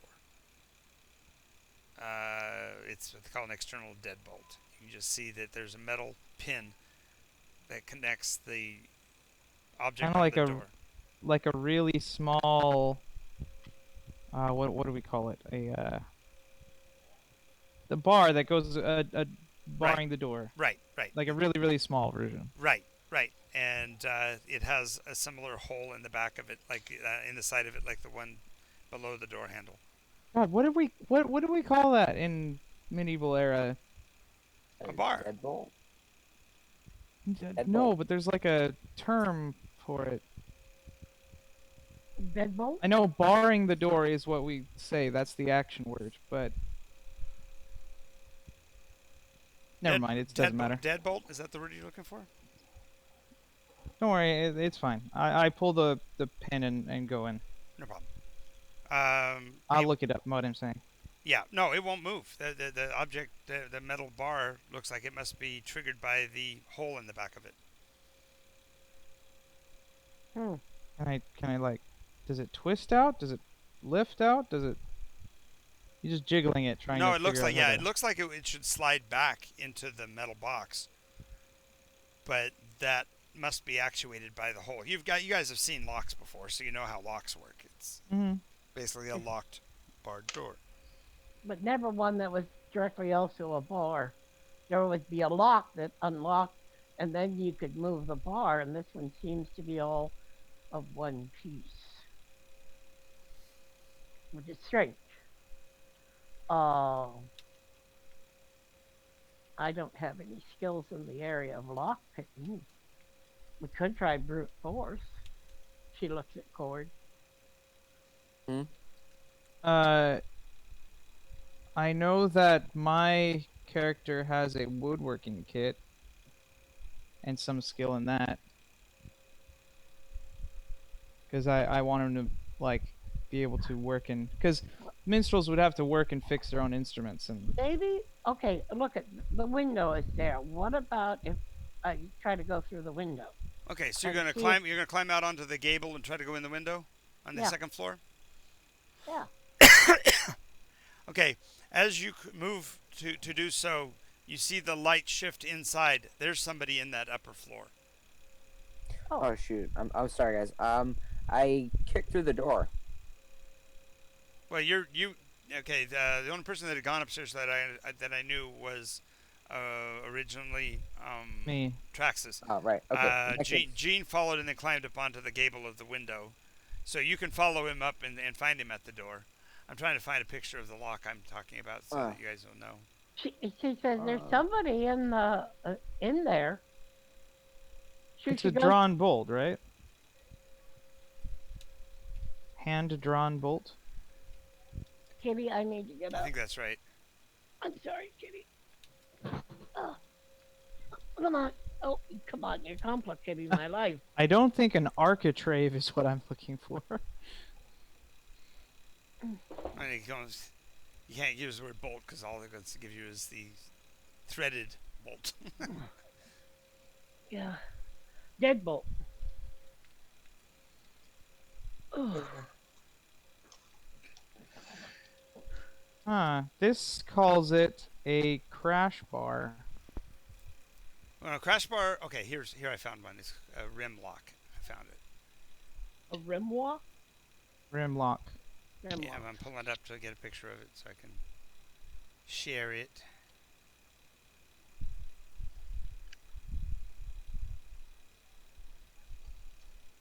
And one.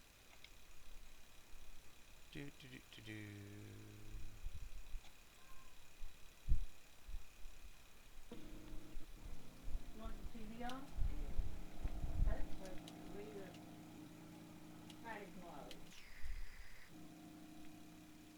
There. This one's actually got. This is the one you'd have on the inside of the door, but this one's made just like that, only from the outside of the door. Only instead of having the little knob, it would have a keyhole. Okay.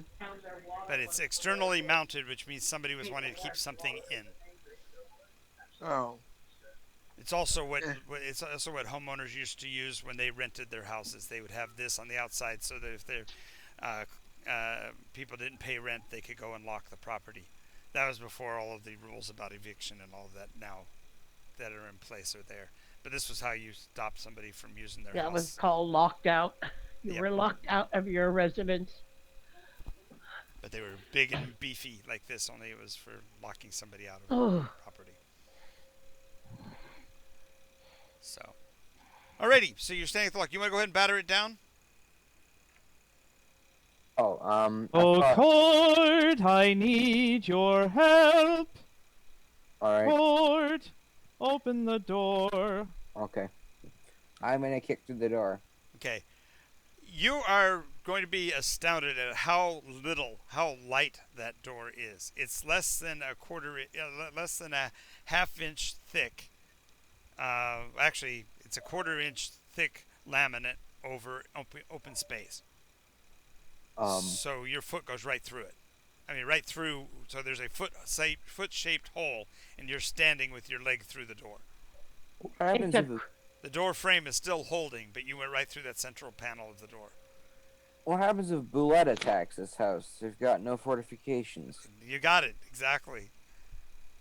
It So- must do things in the Japanese style around here. So just by twisting, you're able to just pull your leg back through and tear the door to smithereens.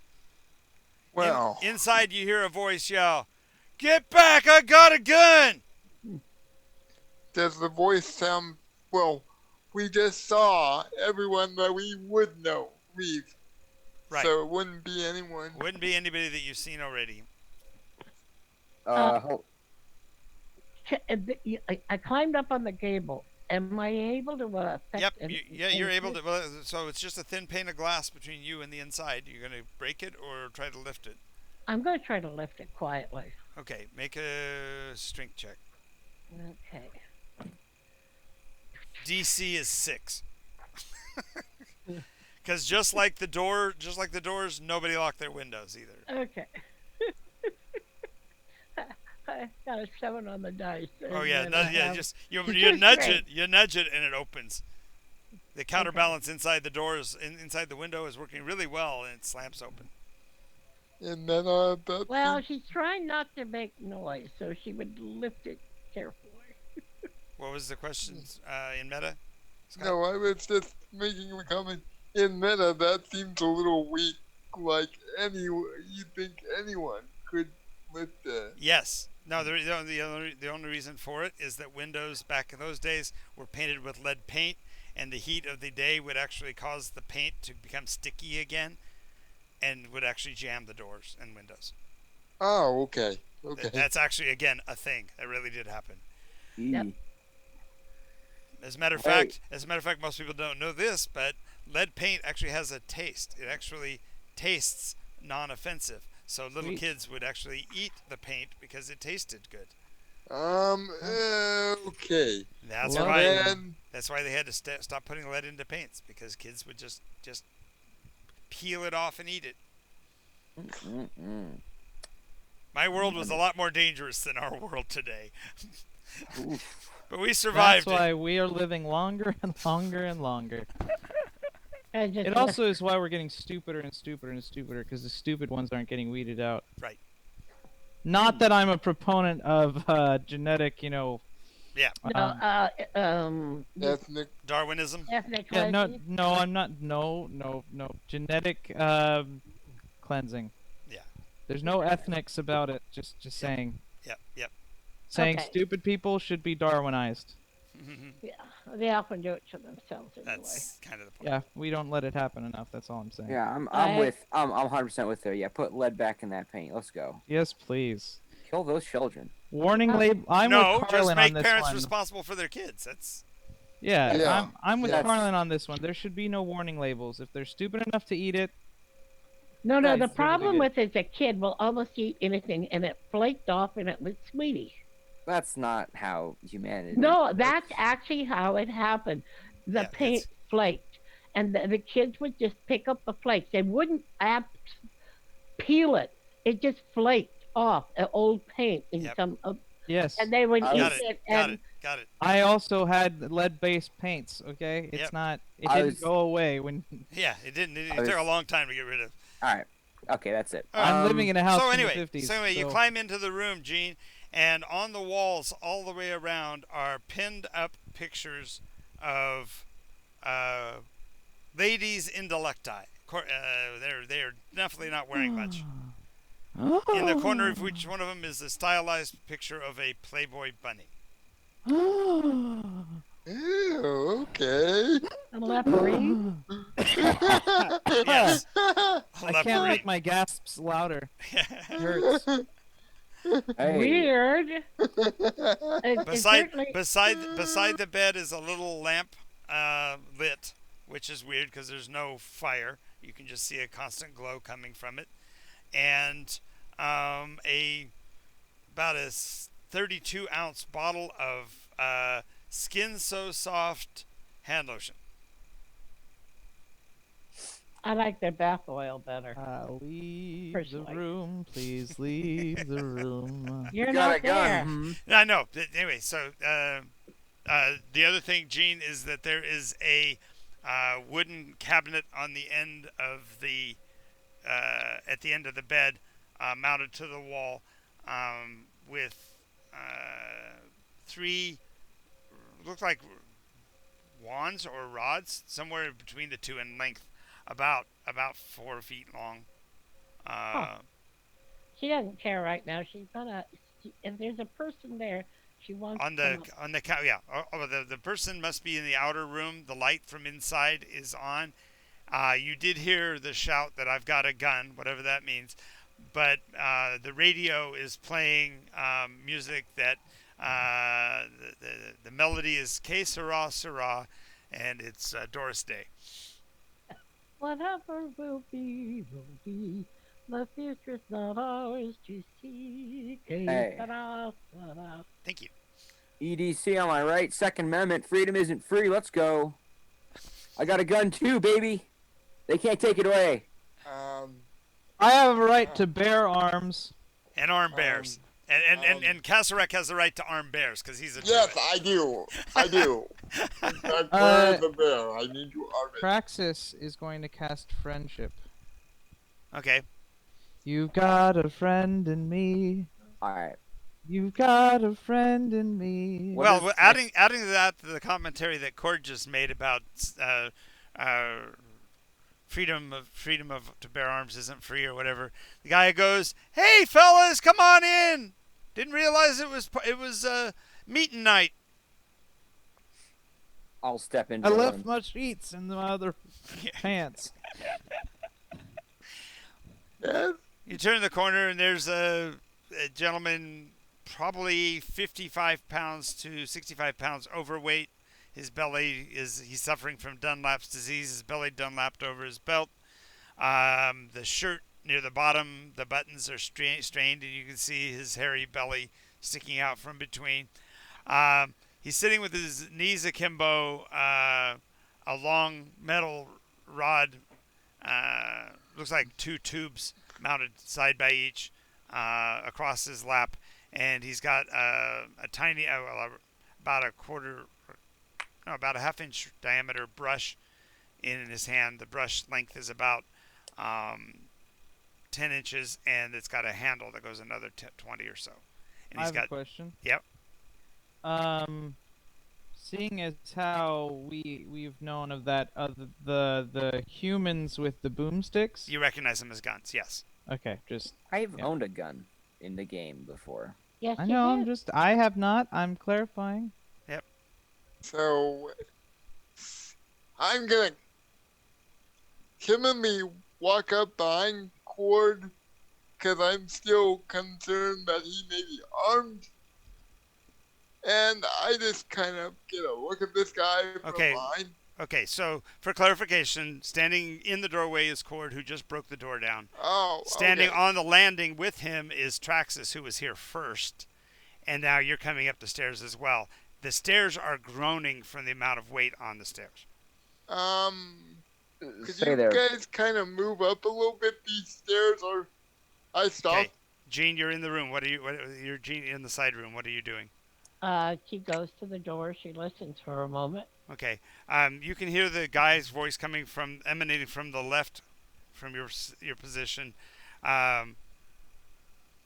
Beyond him, you see a box sitting on the ground, and the singing, the voice seems to be coming from the box, and there is a pale grayish glow emanating from the front of the box in his direction, but you are apparently coming up behind the box. Yeah, okay. She eases the door open. She's trying to keep it. Oh, it's open. quiet. The door was open. Oh, okay. So So she gets a look around to find out exactly where he is. okay, he's sitting on a basically something that you would equate to a divan. It's about 10 feet long, 3.5 feet tall at the back, covered with green cloth, and a crumpled, yellowed pillow is in the corner of it. Okay. He's sitting at the other end, as I said, with this device in his lap. She looks. Now, she must have heard the crashing of the door, right? Oh yeah, Okay. that's off to your right. Okay. She has her sword pointing down, but in her So you're hand. drawing your sword Yeah. because you didn't have the sword out. You had the bow when you No, were going the upstairs. bow, but I flung the bow to climb across the. Okay, so yeah, just for clarification, you are going to make the drawing. When he does hear that, he goes, "Who else is here?" Me? Oh, you brought one of the you brought- Over. He goes, "Oh, you brought us a dancing girl. Awesome! Come on in, Nah, folks." Ain't a dancing girl. That's one of them city slicker, snowflake, no good, pansy libtards. Then one of them is. Wow, you were way out, dude. You're way out. Over. But the cry. I couldn't hold that together very well at the end, but that's fine. Come on in, have a seat. I'll hold up. Who are you? Who am I? I'm. Yeah, who are you? Well, they call me Annan. Annan? Yeah. Of what relation are you to? Well, my formal name's Anonymus, but they don't call me Mr. Nymus. That's my dad's name. I'm just Annan. All right. I got you. All right. Keep your Anna secrets. Nyman? Anonymus. Nymous for those that are spelling. It's the great uncle of Ammon. Um, Ammonitis. Nice. Yeah. Oh God. yes. It's Ammon Imus. well, I'm Nacho, and these are my friends, Nunya, and over here we've got, Oh, code names. That was a great idea. Did you see that movie? To Catch a Thief. I They're giving you a number and taking away your name. Well, so- hello, Dolly. What's it to, Dolly? Something. Something. Oh, so what's with the costumes? We go into a to a shindig or Up something? there is a veritable smorgasbord. am seeking Rondar of Eldrasar to complete my quest to ascend to godhood. Hmm. Wow. It's a cult. What the hell kind of trip is that? Yeah. Do you kind know of- Rondar?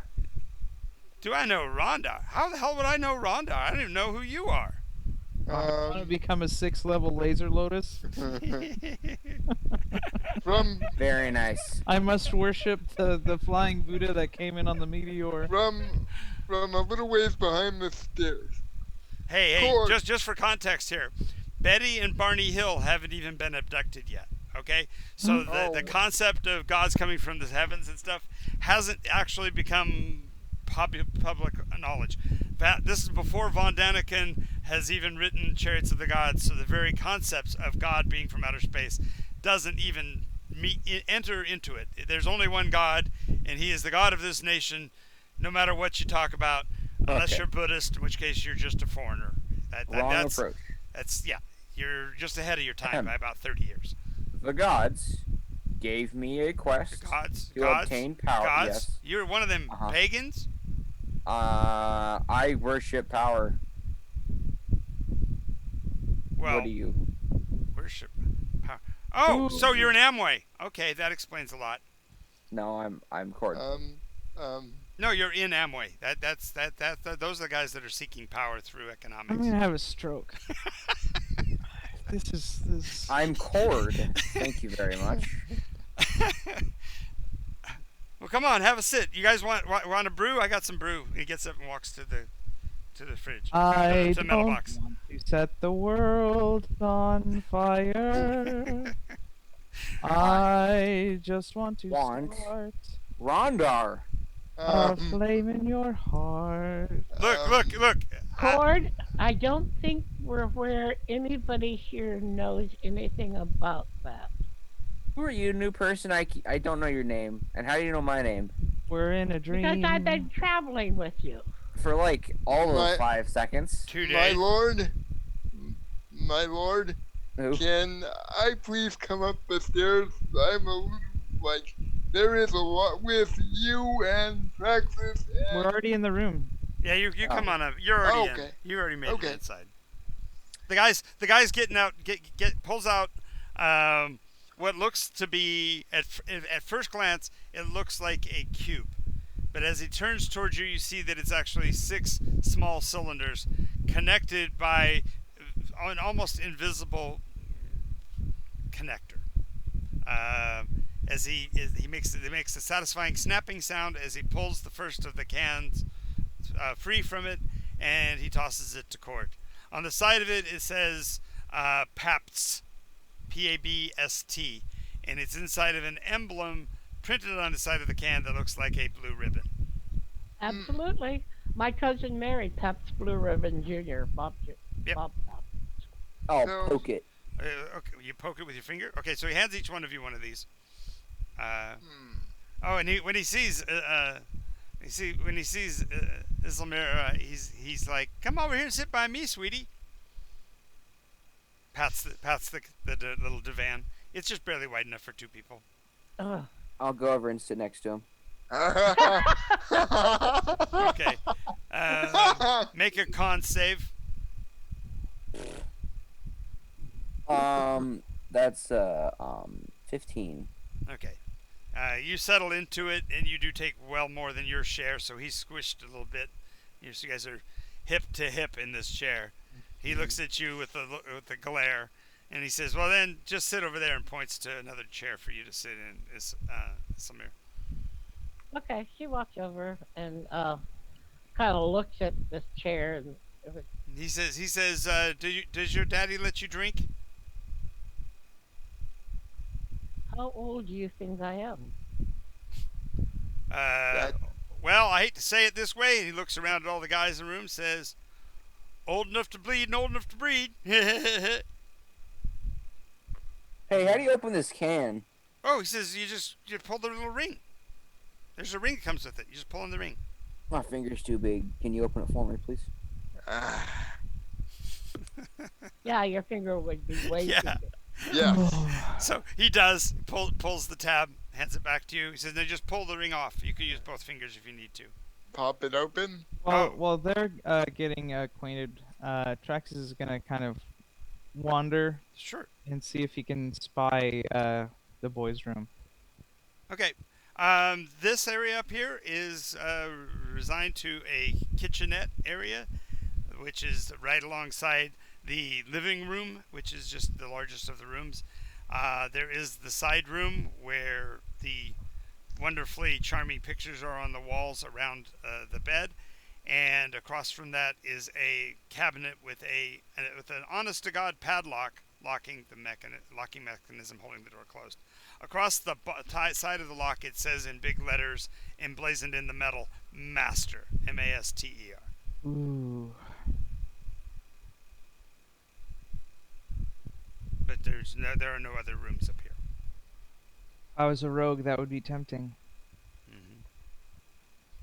Anyway, Think of the praise you would like, the prestige you would get if you so you you could crack pull the master you lock. pull the metal tab cord, and the little piece comes off with it. So a little teardrop piece of metal as well, and there's now a hole in the top of the can. Gonna turn the can upside down so I can look into it. Okay, you pour the liquid. Turn the can upside down. Yeah, so I can look into the hole. We just have to tilt it towards you. You can. The hole's right there in the top. All right, I'm gonna peer into it. Okay, there's a black reflective liquid inside. It's the light here is rather dull because it's coming from the weird lamp post next to the divan, and also from the gray box.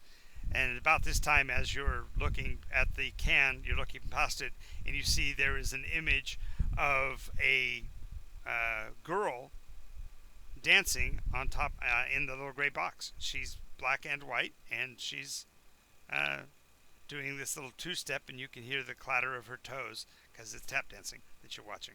Boop boop doo. What is that there? He goes, "Oh, I think that's Lawrence Welk. He's got some specials on this week. Pretty good stuff." It has a name? What do you mean it has a name? That I don't know her name. She's not on there every week. She's some kind of guest. What's the box? What's a TV? Sylvania. You watch people on it? Sometimes. Sometimes you watch the sky. What Sometimes you does get. that have to do with a forest? Do they have your consent? I'm sorry. I'm confused. Too many questions. What are you guys doing here? I thought we were going to have a meeting. We got to do something about these problems we're having with those ne'er-do-wells down by the river, if you know who I mean. Ne'er-do-wells down by the river. Yeah. Describe to us what a nerd Maybe not. Let's not. Well, what's the matter with them? Oh. What's the matter with them? Ah. They won't take jobs. They just soak up the economy. Oh, so vagrants. Well, you can say that. Some of my best friends are hobos, though, and hobos do, productive work in their local communities. They ride the rails and all of that. These guys just soak up all the good from the community and don't give anything back. They don't even wash. You ever seen their feet? Oh, disgusting. They don't even wear shoes. Who does? Am I right? So, Civilized people do. The unions do what they can to protect us working folk, but the rest of them just are just What's the story about the witches? what?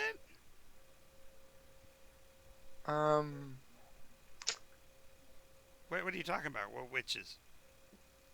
I don't know. I know that some of them declare themselves to be pagan, believe in multiple gods and that nonsense. you mean that isn't, well, what What about philosophies? What? I mean, Is that one of their names? Philosophy sounds like an old god. No. It's not a god per se. It's a More like way of thinking. Oh. yes. Oh, okay. So yeah, we'll go back to the idea of a cult. Yeah, there are cults out there.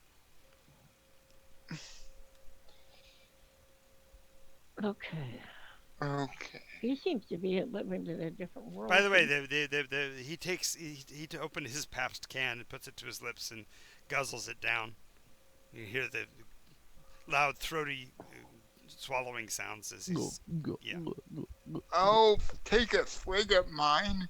Okay, Yeah. you guys have had good quality ale and beer in several different places. You've had experience it in elven cities, human cities, different people's encampments.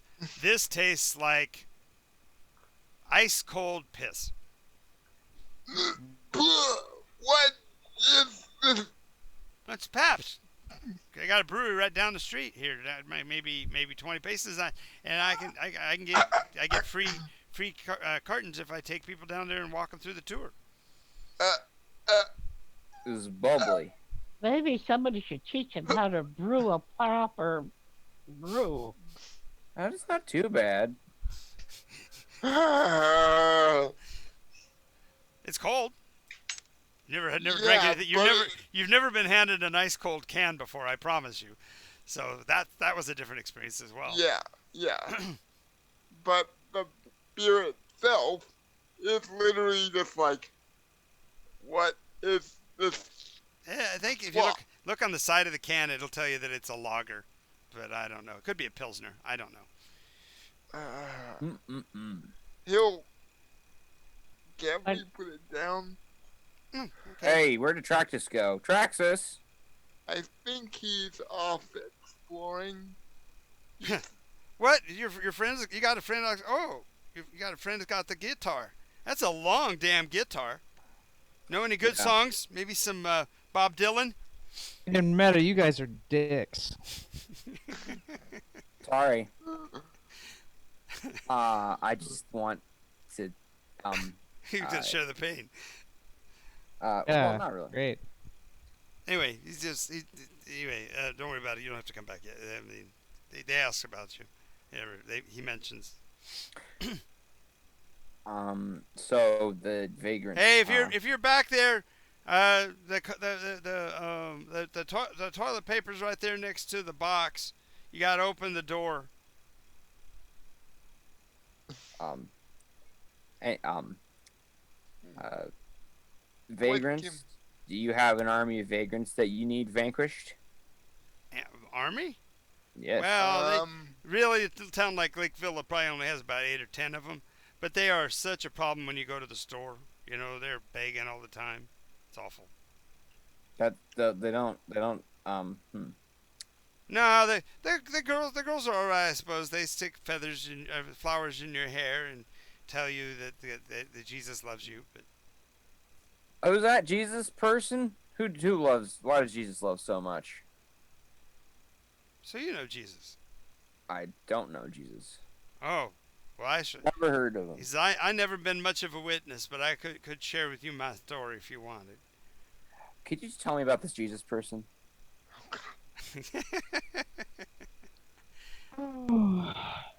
About that time now, Traxxas will walk in. Help us avoid that conversation. Traxxas is still looking for the boys' room to continue his story. Okay, well, Right. you find the door he was talking about it's out actually off of his bedroom, and there is a small throne with a hole in the bottom, pool of water below that. An internal outhouse. Yes. Closes that door. Yeah, you've walked the extent of this floor's space. So it has to be downstairs. Yes. I think I left something downstairs. See you later, Okay. alligator. Take care. Tiptoes Gently back out to the door. and Through the- downstairs. Through the broken doorway, head downstairs. Okay. I'll come back to you in a second. All right. Transit time. So, little lady, do you like cha-cha? Merengue? What kind of I music love you it. like? Elven.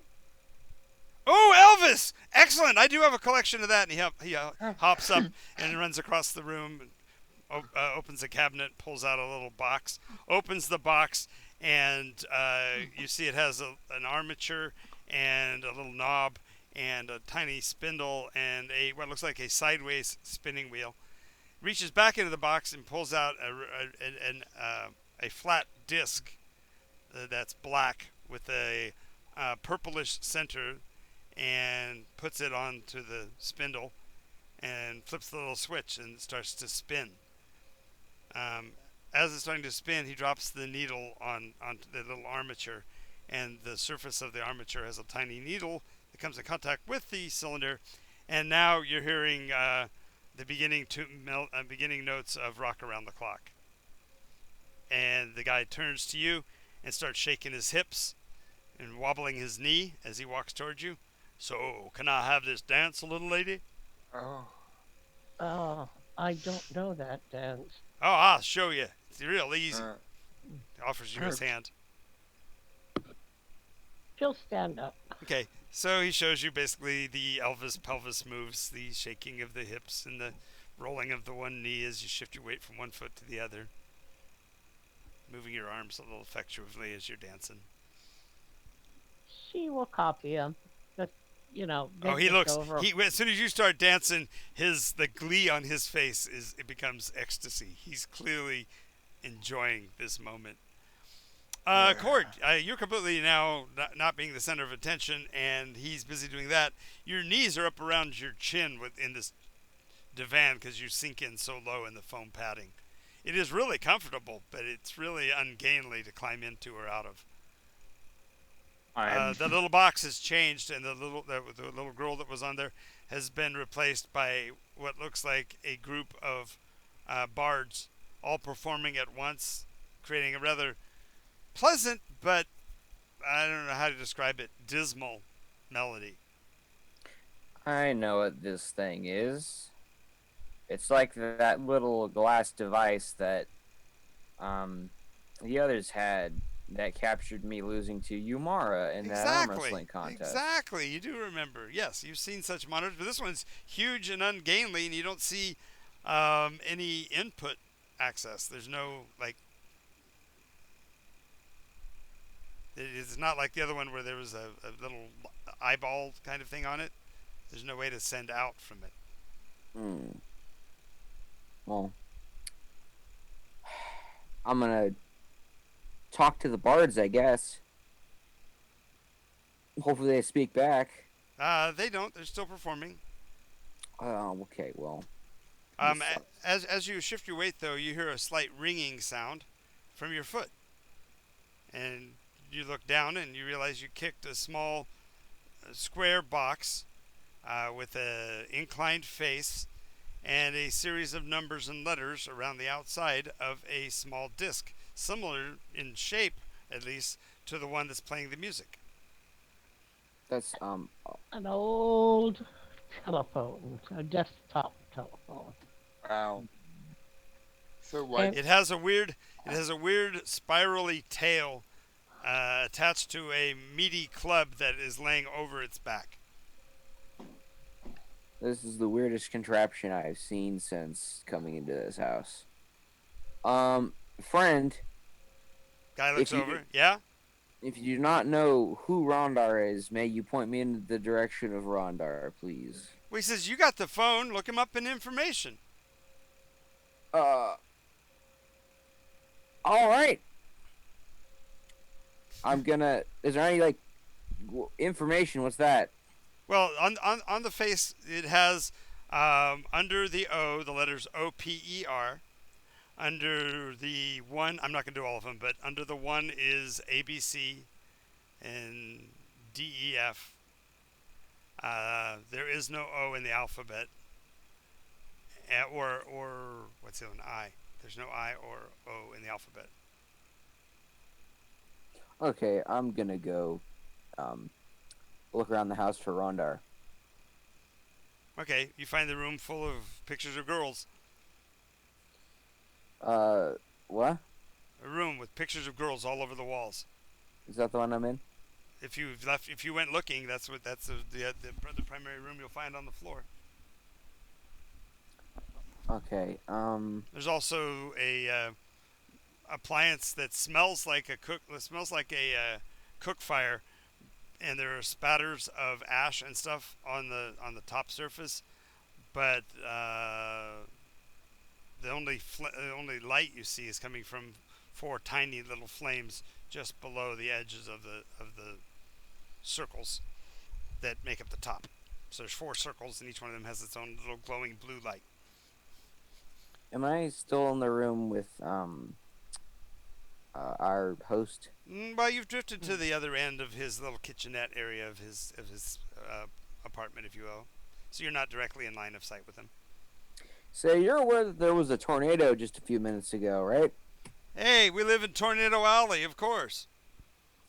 So that is a common occurrence. Common? Yeah, 8 or 10 times a year, but not usually that close. That one was a close one, yeah, that's for sure, but they don't let me have access to the cellar, so I pretty much have to stay up here and just hope. That seems rather wrong.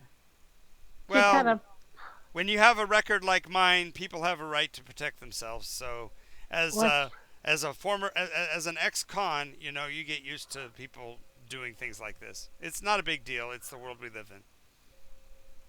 what is an ex-con? It means I used to be a con. What's a con? A person who's done the crime and done the time. Oh, so you were a thief. No, I was a murderer, but that's another thing altogether. The person I shot deserved it. I was wrongfully accused and sentenced, and now I served my time, and so now I'm a free man.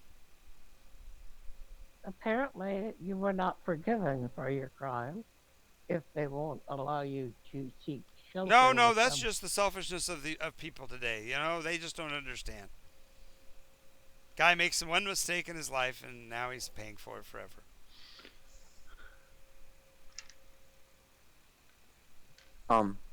Yep. What do you know about this boy named Johnny?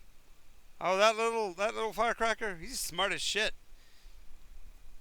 But he's also a bit of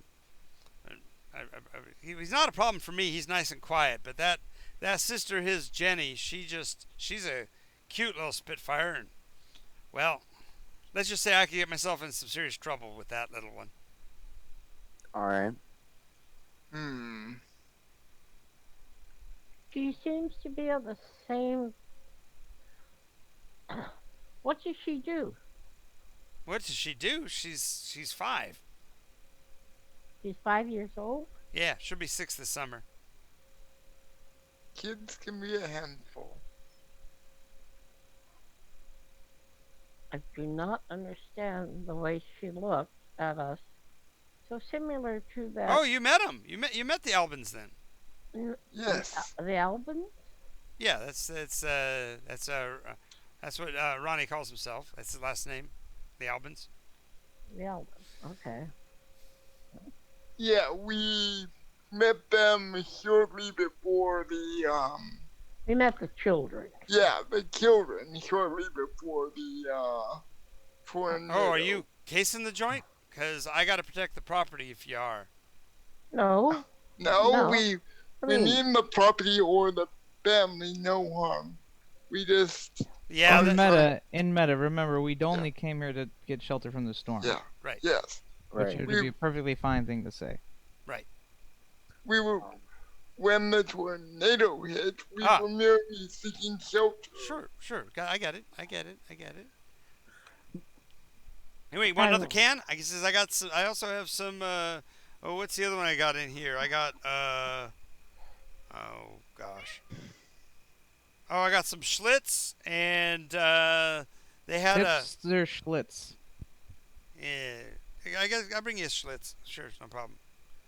Brings Yeah, out a let me can. try that. Yeah, tastes exactly the same. Oh my God. As far as, That's right. okay, I am not I do not have a discriminating beer palate, so they all taste the same to me. So Okay. but someone, whoever makes these beverages, needs to get some, Help. No, yes, formal like, training Training? or something, because this does not taste. Ah, but it's never for the taste. It's for the effect, man. 6 cans in, I'll be just doing okay. You. Sorry, excuse me. Yeah. Who's that lovely? I didn't notice her before. Oh, the fire demon thing.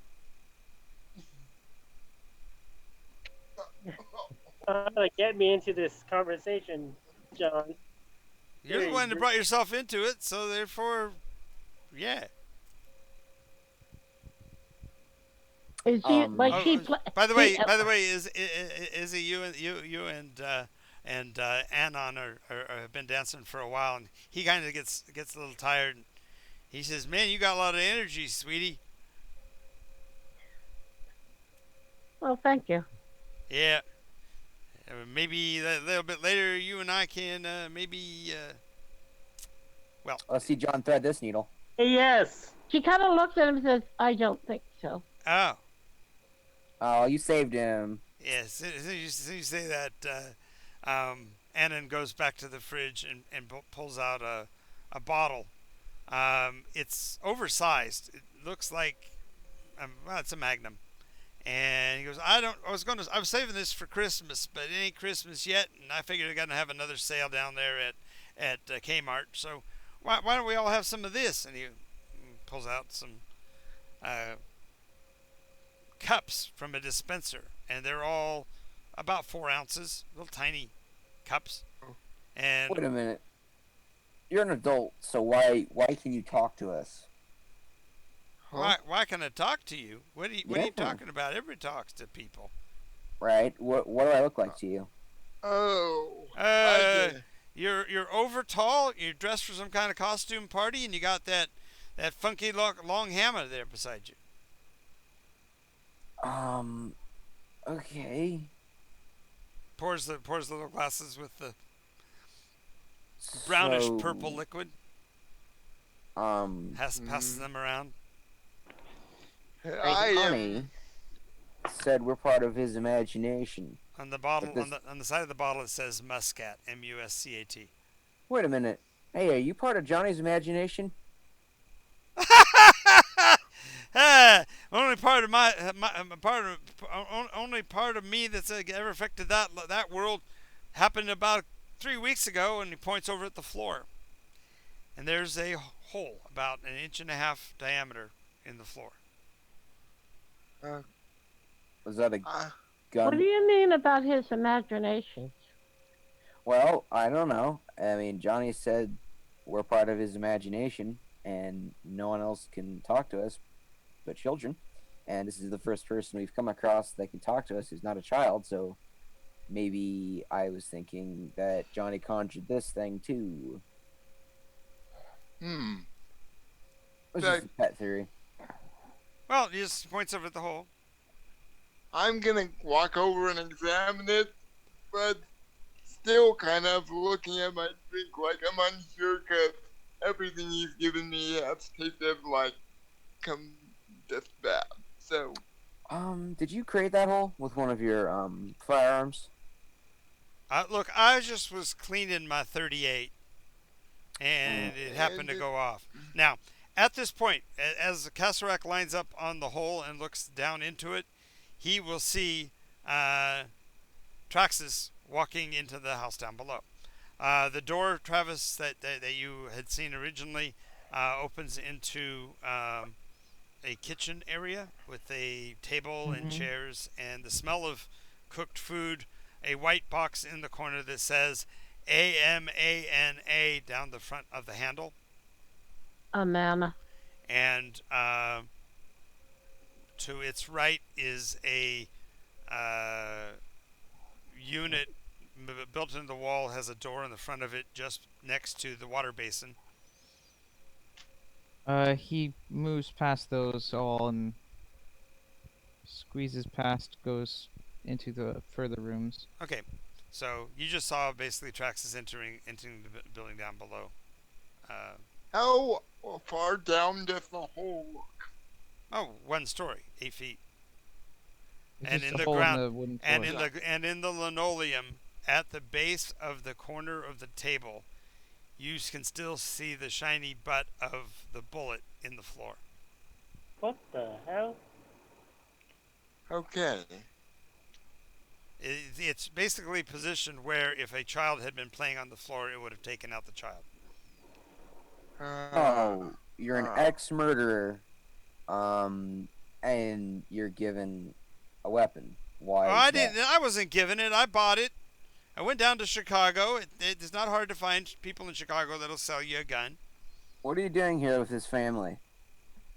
I got nothing to do with the family. I rent from Maxine and Kenny. They live in yonder farm, and I rent this place. So I'm gonna try and does it? Okay, it's only 8 feet, but I kind of want to jump down the hole and Or you'd have to go Kind of- downstairs. You'd have to go downstairs. You have Yeah, to the hole's Oh. just like a little quarter sized hole, Yeah. $half sized hole. Yeah, it's just the hole in the floor where the bullet went through. Why was that his fault? See, look at him. You said it. That was caused by Johnny? No. No. no. Oh, he said that's the only time that he's ever affected any of the kids in that family. Oh. Yep. And that damn little she-demon Jenny was sitting down there yowling. And I was up here and I was just cleaning my weapon and she distracted me and it went off. I also like the story. Yeah, everybody cleans guns by putting bullets in them. That's how you clean them, isn't it? Don't think so. No court would ever convict you. Court of personal opinion. But now, Yep. no actual court. Yeah, but once Right. Anyway, Sometimes my there's my, some my women. show's coming on here in a minute. Johnny Carson's going to be on. He's going to have Gina, Lola, Brigida, and the great Randy on there. Okay. The I'm great. just gonna start walking downstairs. Wait, you leaving us? We want one for the road? No, Yeah. Did you try the muscat? Sure, why not? Did you try the muscat? he'll actually, remembering that he has the small glass of musket, will drink it. Okay. Does it- The very first thing is you definitely get the grape. It's like, oh, okay, it's some kind of a wine, but the aftertaste feels like shoe leather. Mm, Got it on sale at Kmart. It was only 99 cents a bottle. all right. What Well, are you drinking? Putting the Oh, this glass is muscat wine. putting the glass down, you enjoy your tube and Okay, poison. wine? and I am gonna go down. Okay, stop. Everyone's talking over each other. Okay, so Castle Rack is headed downstairs. Yep. All right. I will follow Castrack. And I will get up and follow So them. y'all and- leaving? What did I say? What did I say? We were having a party. Oh, sorry for the door. What'd you do to my door? I point to the hole I made in the door. Oh God, they're gonna blame me for that. Yeah, sorry about that. Oh, it's Kevin. okay. Just leave me a 20 and leave me $10. That'll take care of it. I'll pull out a gold piece. This good? His eyes get really big. He says, "Oh, sure, but you sure you don't want to stay longer? I mean, you got more of these? Because Oh, you said- I didn't give you some of my Elvis collection if you want." I'm sorry. You said 20, and I'll pull out 19 others and hand them to him.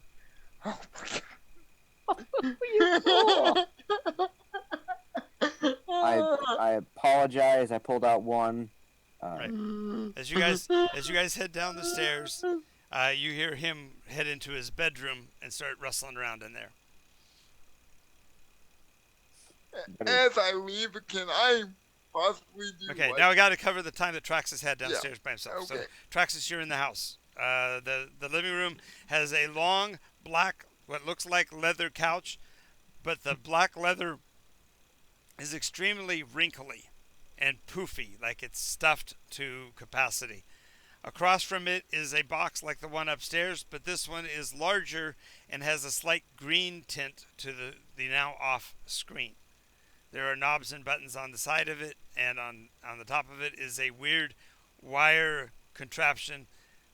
Looks like insect antenna, straight up in the air. One to the slightly left and one straight up. Another strange vision enters my eyes. He continues into the back. Okay, passing past that, there will be the first room you'll come to has a door on it.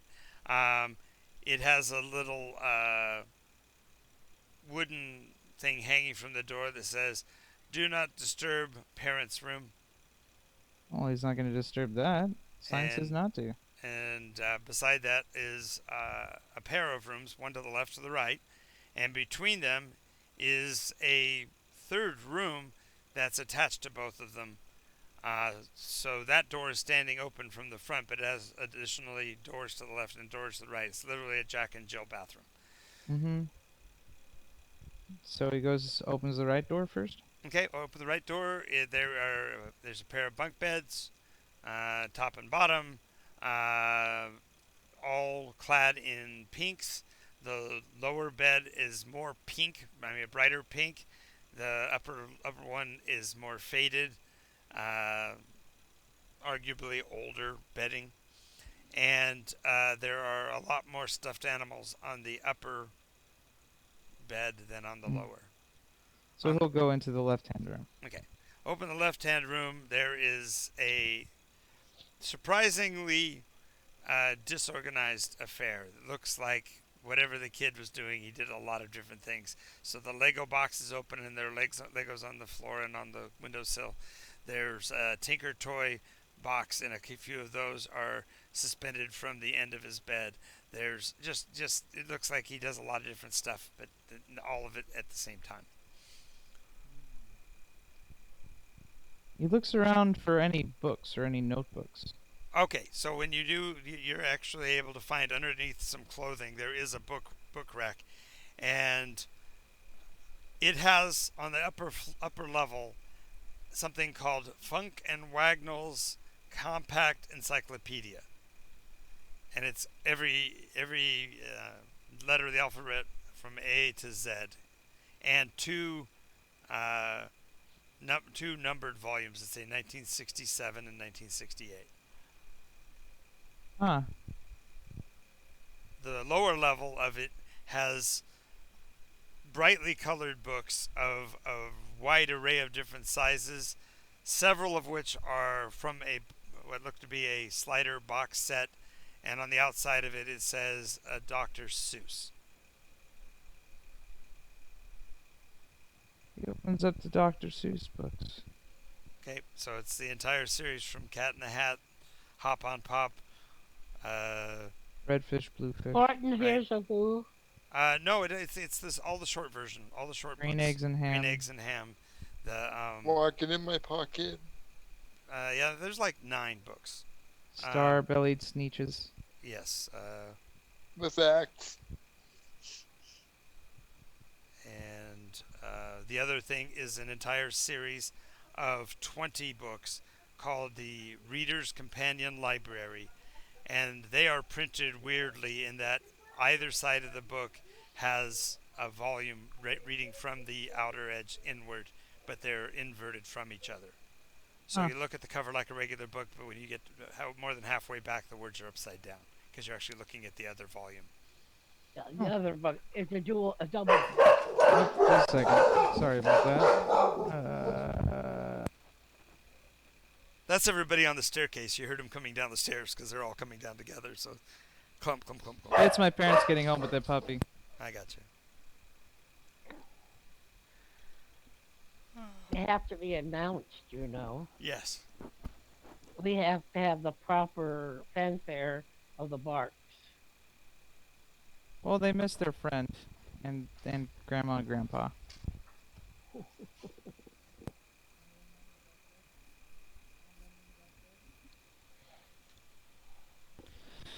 So I have a question. Yep. So having flipped through the Dr. Seuss, can I add a +1 to my rhyming performance abilities? Yeah, if you spend 10 weeks reading them. Ha ha ha ha. Oh man, you would like smell in Dr. Seuss if you spent 10 weeks reading them. You just read them over and over again. I'd want to die. I did. I read them over and over and over again. So I will.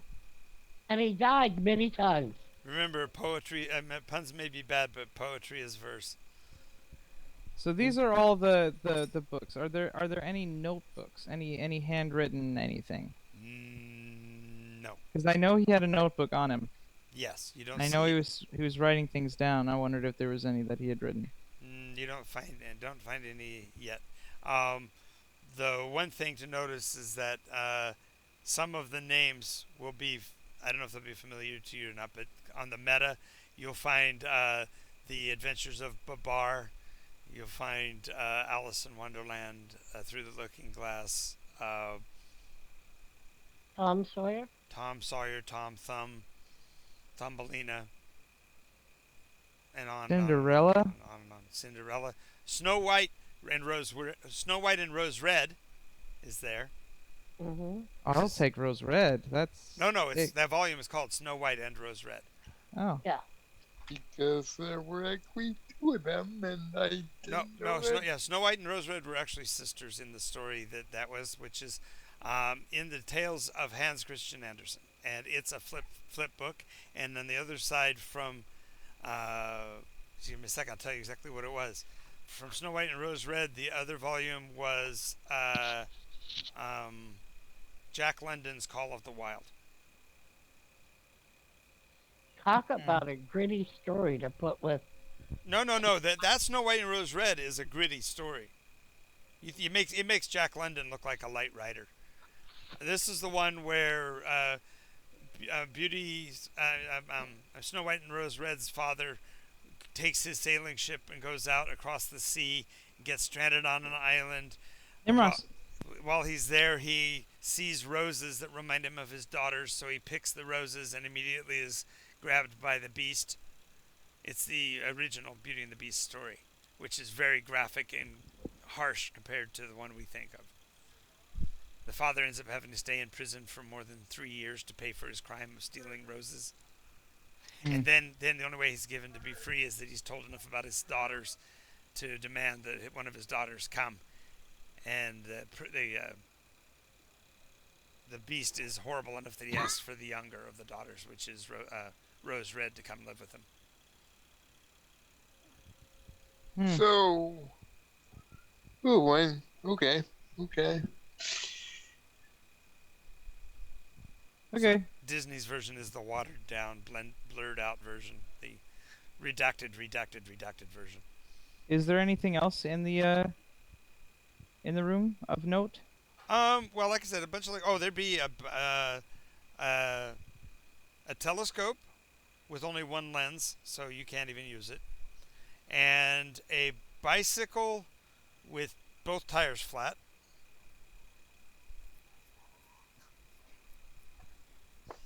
Which is odd because you saw him riding the bicycle yesterday. Yeah. And a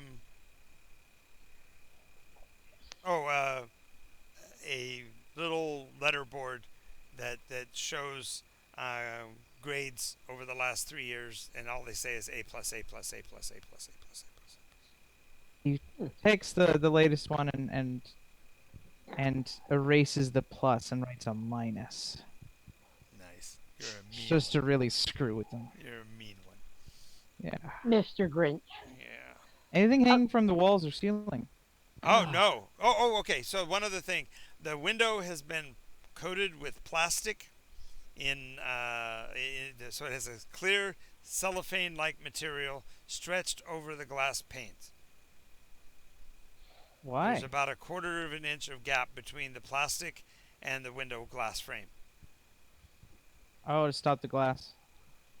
No, it was actually used back in those days for insulation. You insulated your windows by putting cellophane over it to create an air pocket, and therefore increase the warmth of your house so the glass wasn't leaking heat right straight through it. Because back then, windows were single pane. Hmm. Which is interesting is that near where the bed is, on the corner of that window, you can see several puncture holes in the plastic. What the heck is going on outside? Sounds like gunshots. Fireworks again, probably. No, that's like single, very loud, big booms, and it's been 3 in a row, 4 in a row. It's not. I just heard one. It was more like a pop sound. Yeah, that sounds like life in America. Wondering whether it's gunshots or fireworks. Well, I live near Pomona, so Hey, same. yeah. Sorry about that, but No, it's no just problem. No problem. it's a deeper, bigger sound than a Okay, firework. Kasserek, normally you're the is. first one down to the door. Okay, so The door standing slightly ajar inside. You see the first room is rather busy with lots of weird metal contraptions. Table and chair. There's a table and chair in the center. You can see now that you know what to look for from above, you can see the raise up in the center of the linoleum square where the bullet entered. okay. So I'm at this point just looking for anything hidden or odd or Anything there odd? doesn't. Okay, there's Well, the wash Hola. basin has the long neck on the letters. The letters here aren't shown as L or C, but they're the two knobs are on the neck of the pipe coming out of the wall. The two pipes connect together at the neck where the water might come out. The basin is filled with dishes that are partially clean, still soaking in the water. There might have been some kind of foamy soap, I'll be however, right it's now back to like a sudsy debris down in the corners around the dishes.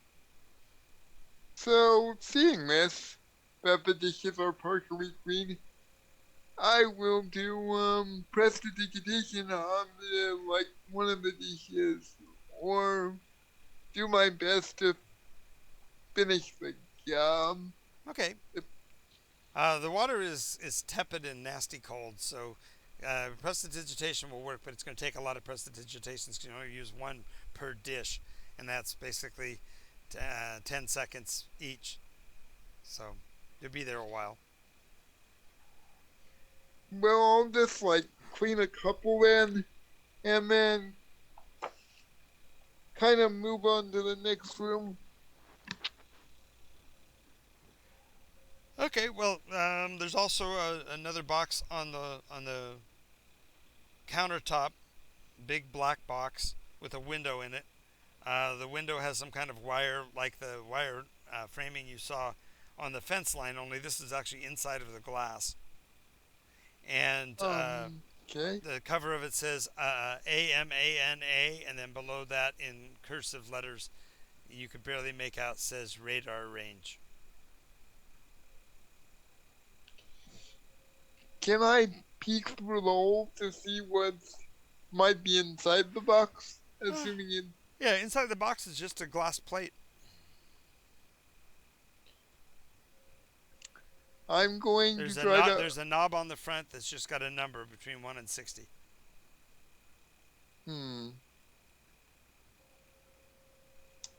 I'm going to. What is the knob at right now? 0. Yep.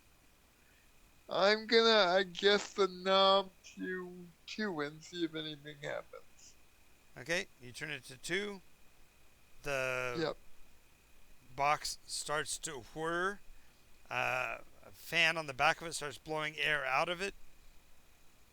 And just as quickly, 1001, 1002, there's a bell sound. Bing, the light goes out, the motor goes off.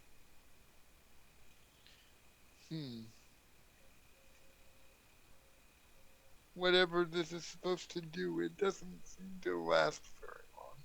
Or maybe it's determined. Looking By back the- inside, you still don't see anything. Yeah. I'm gonna move on to the next room unless there's any other like. You could literally spend an hour in this room discovering different things because we had a lot of the amenities of life back in then. So there's a can opener, which would be weird to have to explain. There's a Yeah.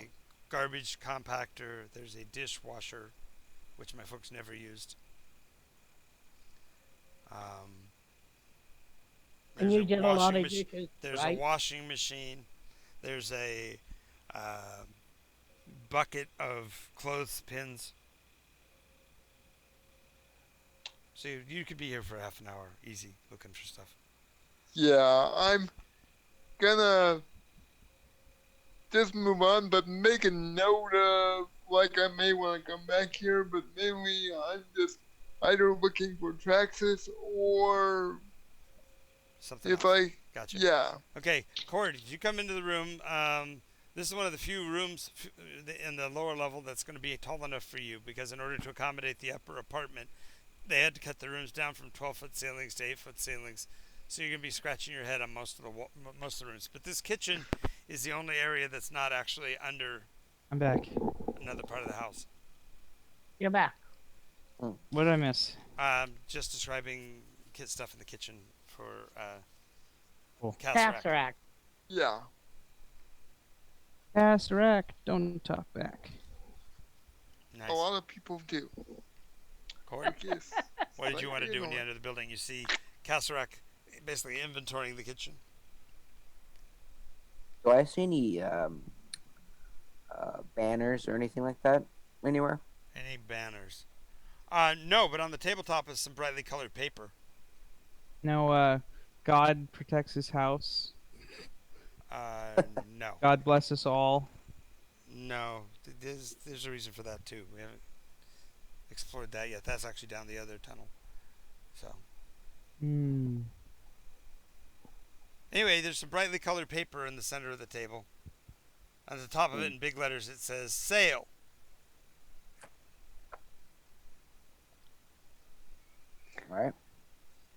All right. I'm gonna follow Traxxas to the next room. Well, you don't know that. The only person that knows that he's even in this floor specifically was Caserac. So if he told you, then he'd say, yeah, you look in the next room. So you walk Okay. into the next room. You'll be scraping your head, but there's the almost 9-foot long black leather-like material overstuffed couch. The really big version of the box up above, only this one's got a greenish scaled front and says Sylvania GT Matic on the front of it. Slovenia GT Matic. Sylvania at least sounds like an Elvish land.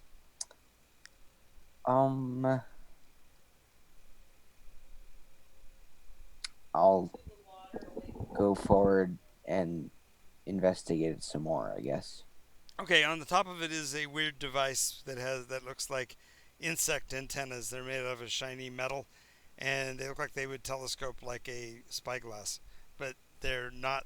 It's not like a spyglass because there's not a hole in them. They're just a solid tube.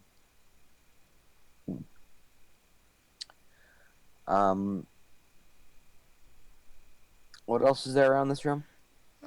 There's a standing lamp like the one upstairs. The light's currently turned off. There's a small book rack next to the large couch with a bunch of different books. This is the binding sticking upward from within. Can I read the names of any of these books? Yeah, Environment? crosswords, word puzzles, Reader's Digest.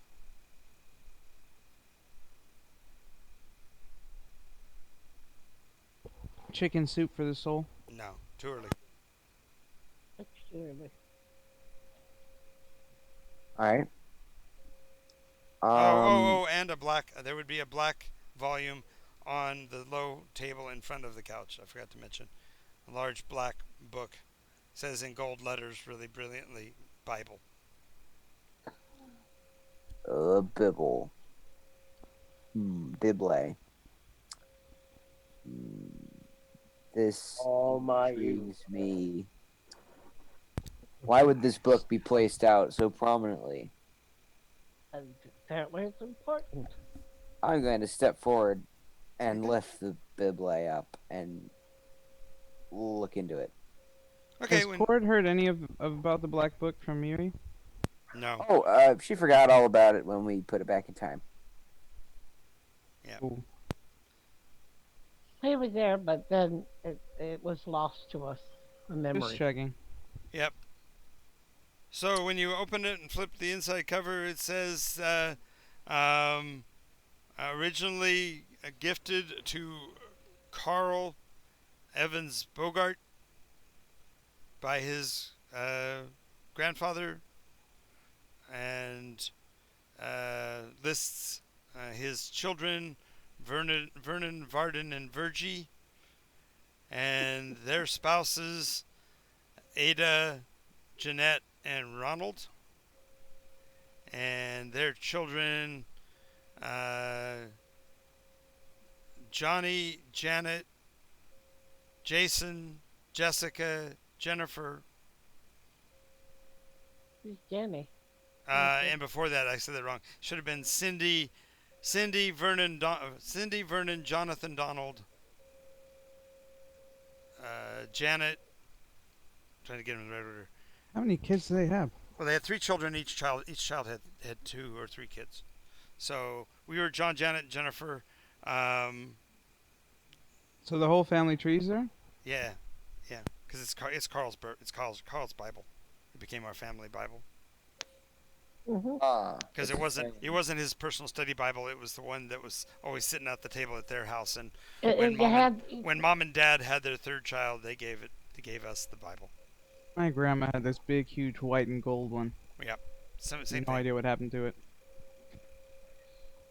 Yeah, they had the family history in it. Yep. You know, And I found the other day that in my stuff I have my mom's baptism Bible. oh, cool.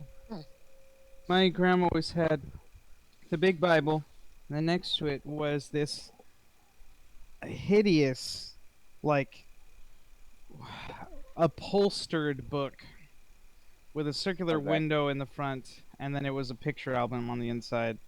But it was Yep. just like inch thick of fluff and fabric Yep, that was a covering. popular thing to do with them back in those days. Yep. Hideous, just hideous thing. Now, see, next to Carl's Bible, at his house, he always had a Strong's Concordance and a Thompson chain reference. Those were his weapons of war, so to speak. If he wanted to go into biblical discussion, he was going to go deep. So he used the concordance to find every reference to every other reference in the Bible, and the Thompson chain lets you link them in a story. So you can follow a link, and it'll take you to all the places where it mentions baptism, or all the places where it speaks of conversion or whatever. So you Yeah, we have a topical guide for the art Bible. Yep. But we don't use it in biblical combat or anything like that. different. We different believe cultures. that the spirit of truth will bear out witness if you need it, not debating over words. Yep. Because words So- are man's construction.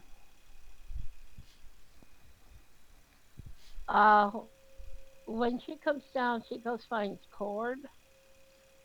Well, Or- she'll have to come in. Yeah, when she comes into the house, she'll pass by.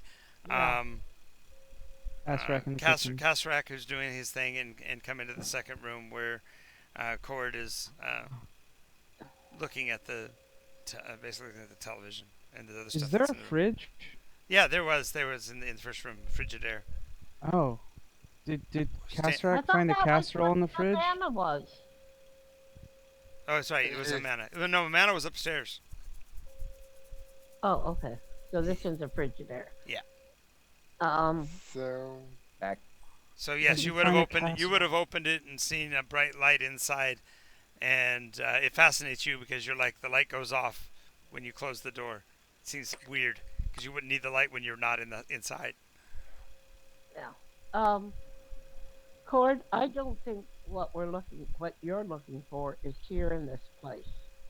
I'm not sure what this place is. It certainly isn't a normal place.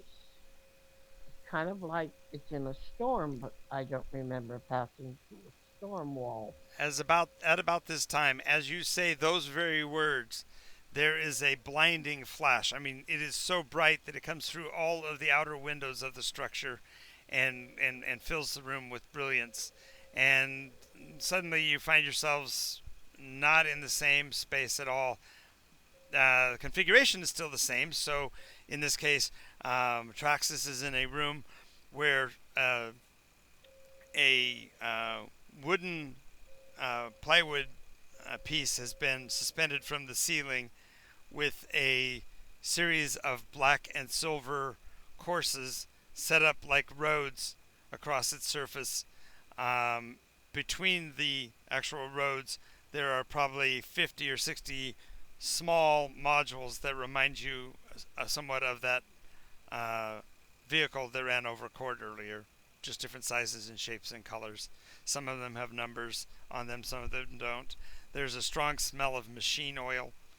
Um, Stacked under one corner are magazines that say heavy metal or Omni on the cover.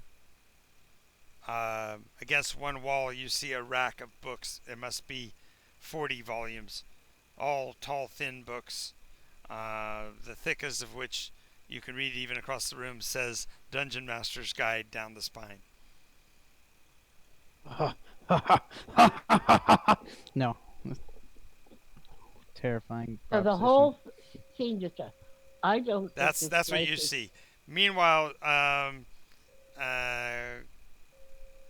Cord and Ismira are in a room where that same black couch now is cracked and splintered. The leather actually looks like it's peeling from a cloth backing. It's got white foam sticking out in a few places as well, suggesting that this thing has been worn to snot. There's a second couch, much more upright. It's more of a divan. It's a two-seater, just like the one the guy had upstairs. Only this one is covered with a green cloth and has the image of birds embroidered across the back of it. Okay. There is oaken furniture filling the room. I mean, it's hardly any place to walk really in the space.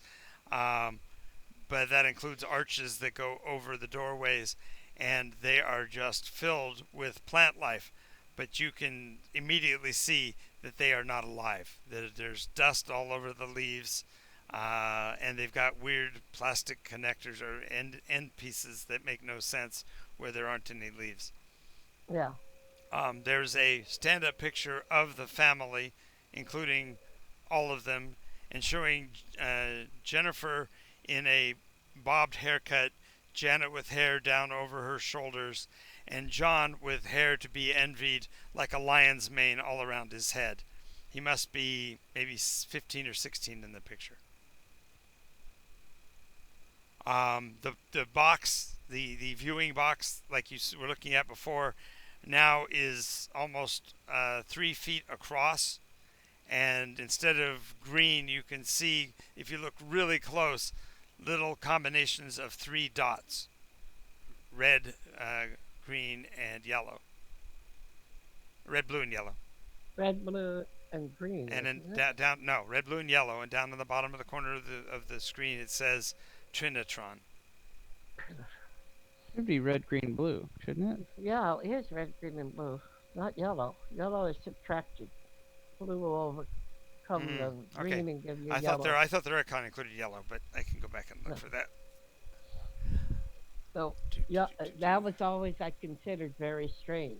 The primary colors are red, green, blue, and yellow. Yeah, But- but not in actual light. Light doesn't Not work in- that way. No, it's red. It's cyan, really, rather than. No, that's in true printing, and that's It's RGB, red, green, blue, and it's candy apple red, kind of a candy apple green, and a blue, bluer than the ocean, bluer than the sky, kind of deeper. royal cobalt. Yeah, kind of cobalt. Almost a lapis blue, an ultramarine. Yeah, but blue. this is a cobalt. This is a cobalt. A cobalt. It's darker. It's yeah. Ultramarine is darker than cobalt. Cobalt almost has a touch of white. Yes, this is a bright blue, but it's not a sky Yeah. blue. No, It's a pungent blue. it's crayon blue. That too. It's a spectrum blue. Why do we spend so much time talking about colors? I don't know, because colors feature importantly. True. But anyway. But yeah, light colors, because it's interesting, are really weird. Like when they overlap in different ways, will actually produce the primary colors as we think of them in America. Say like blue and green overlapping will, or green and red overlapping will produce yellow. Yeah. Red and blue will produce magenta, and blue and green will produce cyan. And so from those combinations, you then get the true color reproduction, which when we went to digital, then we just dropped the red, green, blue and went straight to cyan, magenta, and that's why all your printers have cyan, magenta, and yellow ink.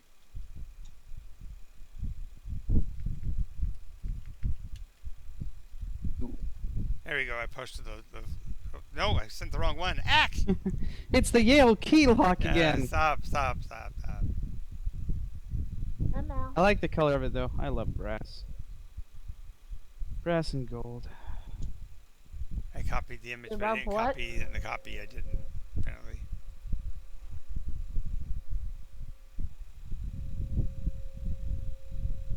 You had the old image copy. Well, Traxxas is gonna grab that Dungeon Master's guide because it's the only thing that sounds familiar. Dungeons, you know.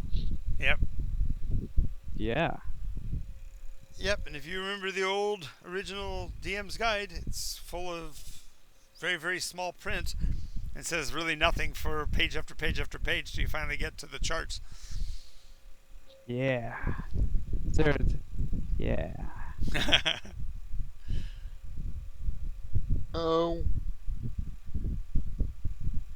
I'm kind of glad that I didn't start with 1E, I think. I don't know. I didn't start with. Well, this is not She 1E. said- This is actually second. This is actually Cord. AD&D, advanced Dungeons and Dragons. Oh, okay. Cord. which is what most people prefer. It feels. There you go. Hmm? So anyway, Cord, I rest my case. This place just changed fundamentally. Oh, and where you are, the little box that says radar range now has a bank of buttons, and they're raised little buttons, and have things like popcorn and coffee and defrost beef on the screen on the little letterings beside all the buttons. The box just morphed in front of you. Okay. We are clearly in a storm, and Kazarek is going to look around to get something to eat. Okay, there's a big white box standing beside you. It still says Frigidaire, but it's a lot fancier version. I said that wrong. It's not white. It's avocado green. The handle is brown and has grain on it like wood. Oh, Johnny, I found Opening the fridge. I am opening the fridge. Okay, first thing that jumps out at you is the abundance of food. There is probably food in this one cabinet, and the second thing you notice is that the light comes back on, and that a blast of cold air comes from within it. There must be food in here for probably 20 guys to live for a month. All kinds of things. There's fruits and vegetables in bins near the bottom. They're see-through, so you can see them. There's 2 or 3 gallons of milk in the door. Just tons and tons and tons and tons of food in there. Bread, rolls. Bread and rolls are all on the counter, and all over the counter. Everything from bagels and croissants to Remember loaves of how- bread, French bread. when we were underground, how things kept changing in that building.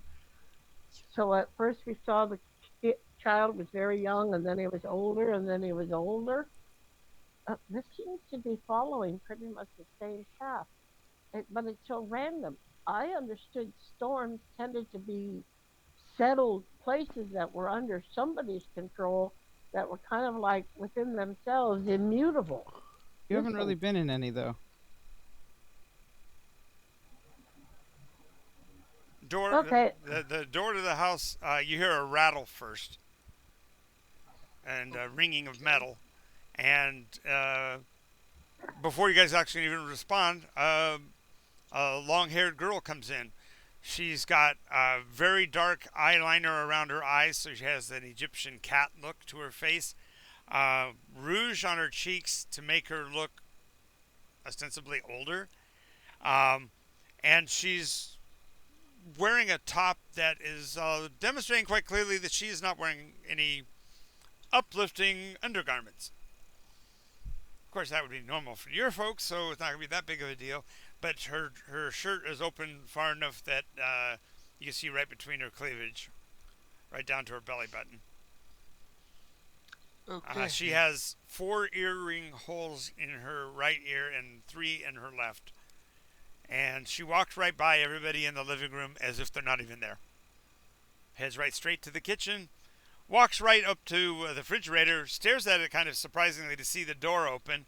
Ignoring Casterek, she reaches in, grabs herself an apple and a small can that says PEPSI on the side of it, and bumps it closed with her hip and trounces back through the house, headed for one of the back bedrooms.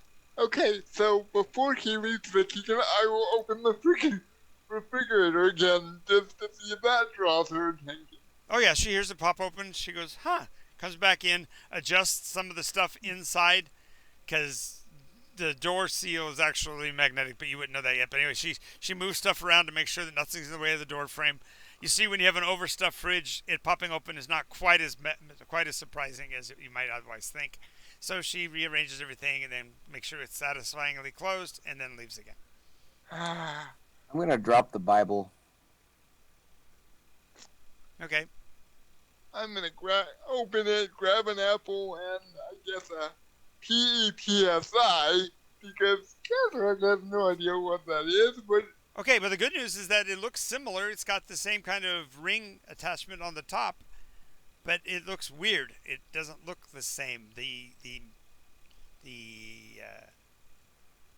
ring doesn't apparently attach to the pull lip thing that was on the other cans. so he'll cautiously open it because... Okay, I'll come back to you. You dropped the Bible. As the young girl comes through the room, she, without even thinking, just scoops it up off the floor, takes it over to the wall, and you see instead of in a position of prominence where it used to be, it now is housed next to the Strongs on the wall, and you can see that it's also been virtually untouched. It doesn't show any signs of usage whatsoever.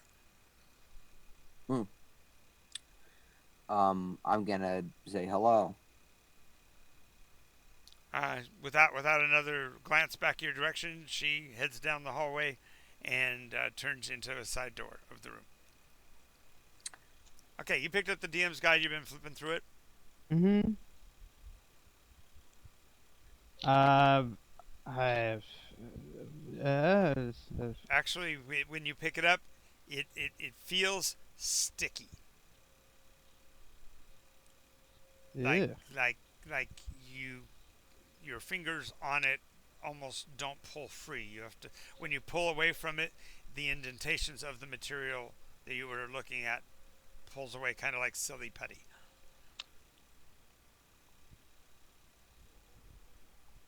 weird. And then you So- flip to the most terrifying page in the book from the standpoint of a character in a game. You see the character sheet, and it's like looking at an X-ray. Oh!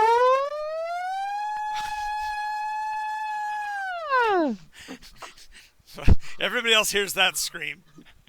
I You, instantly start running towards that direction. Well, I he will- already sang that he found Johnny's room, Right, so right. All right, I'll go to Johnny's room. Okay, so everybody's piled in there, and it's funny. The room is actually fairly sizable, but it's almost 20 degrees warmer than the other rooms in the house, and that's because it's actually the enclosed front porch of the building.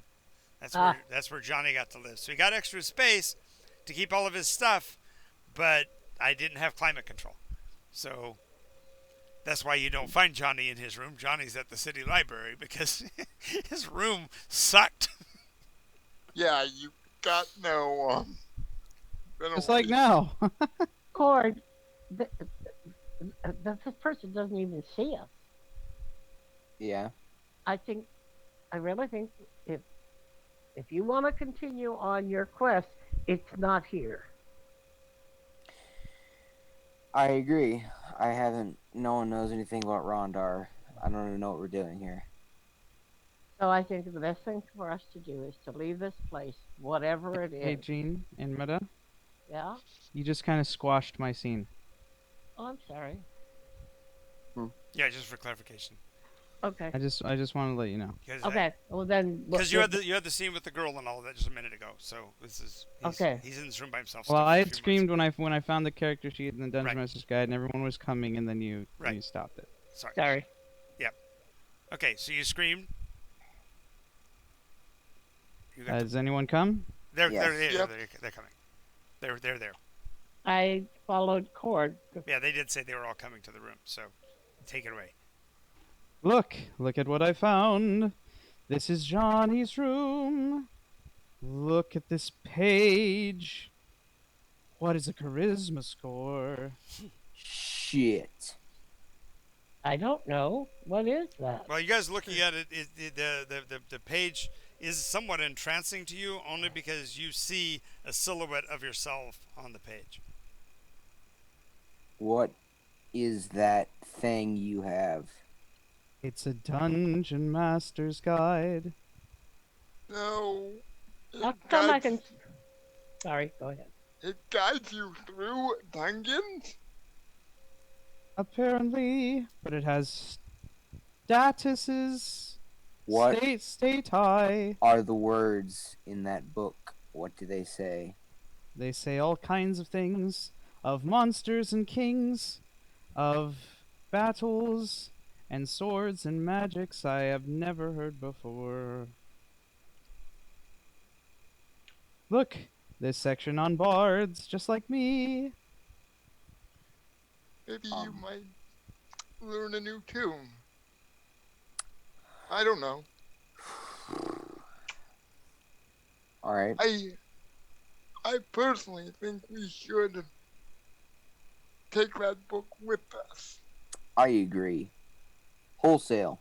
Are there any other books of its kind? Oh, there's a whole there's a DM's Guide, Player's Handbook, Monster Manual 2, Fiend Folio, Gods, Demigods, and Heroes. He takes that one and gives it to Cord. This one says gods and heroes. Ha! I'm gonna take this Okay, and I'm going to read it. And he will start taking the other ones and passing them out to people, so that everyone has, one of them to so that look at. we can carry them all. Yeah. You know, maybe the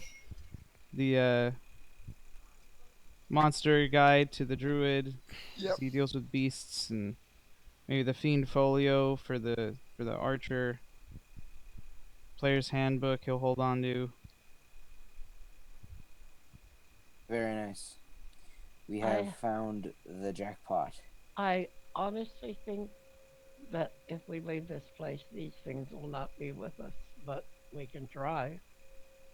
Let's just. Okay, so Yeah, I you, took something from the last one, and he wiggles the glasses on his face. Okay. Just to be safe, let's just absorb as much as we can here before we move on. Oh, there's so much in the volumes. The monster manuals are particularly informative because it tells you not only where the creatures live, but what their weaknesses are, what kind of weapons they carry, what their strategies and tactics are. It's just chock full of stuff. We And it would don't. take you so long to try to absorb all of it. It's almost impossible. However, Yeah. this is valuable. I totally agree about the monster volumes. They just seem to be incredibly It is detailed. quite heavy. Well, maybe not that heavy. Somebody spent years and years gathering this information. It's incredible. Yeah. So you got the volumes. The girl, the room next to you. You hear Bluish Occults Don't Pay the Ferryman blasting on the stereo. Hmm. Don't Fear the Reaper. I mean, wrong song. Don't pay Gonna the. fear the reaper on the whatever. Don't know the song. I don't know it well enough. People don't fear the Reaper, nor do the wind and the sun and the rain. Rain. We can be like they are. Come on, baby, don't fear the Fear the Reaper. We'll Reaper. be able to fly. Like, Yep, exactly. It's playing in the background, and we're probably gonna get dinged for that one too. No, don't be silly. She You'd was- have to actually sing it recognizably first. Oh, thank you. And if we haven't gotten dung on all of mine, you're Yeah, safe. Don't yeah. even worry. Yeah, all right. So anyway,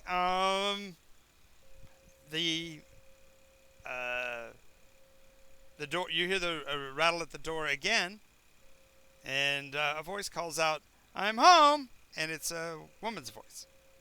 You only vaguely remember it as being Mother. Okay.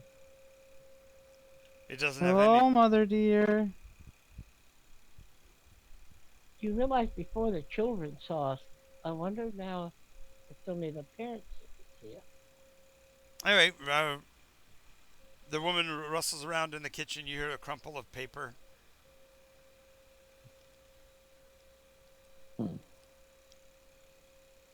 Okay. Cord, What? I think we need to leave and get back on the road that you want to follow. This Um, could take us deeper into something that doesn't solve First. your problem. Are we going to take these books? Well, while you're messing course. with the books, the one thing that to note is that out of the DM's guide, only after you've distributed the other volumes does a map fall out on the floor. Ah, what's this? It looks Hmm. exactly like the map of Grolantor. Rolantor. This is strange. Groland, as you would know it. It's a Nicosian map. Okay, I feel like at this point it might start to click in Court's head what's happening here. Okay. I believe that little boy is very significant to us in some way, but I can't quite put my finger on it. Well, we're seeing his life from time to time in special times. I don't know what the meaning is. Right. He's got a map of Nikos. He has comprehensive books on monsters. And he told us that we were part of his imagination. maybe. Or our maybe que- he's a god. He might be a nutcase. Hmm. What were you saying, Kasarak? I was saying maybe we should try to find him if we can't find Rondor. I Alright. think What have we found out about Rondar? What is it you know about this man? Not a thing that I know of, you not kn- from these visions. I think he might be something greater than a god. Might be the source.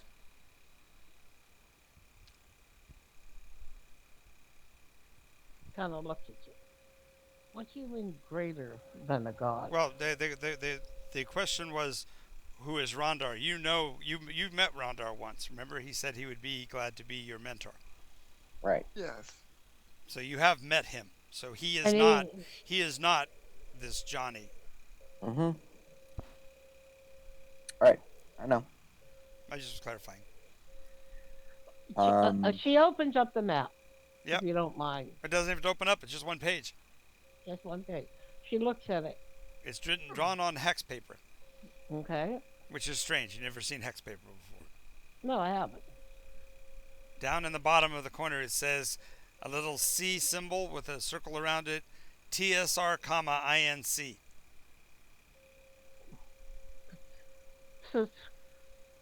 Sister Inc. Sure. Sure. Trying Trying to. to. SAR Inc. Shrink. Yeah.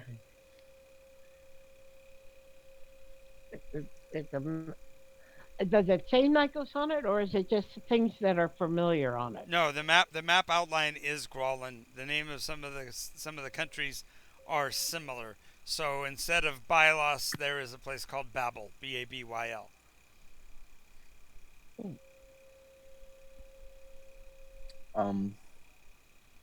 Handle scratch.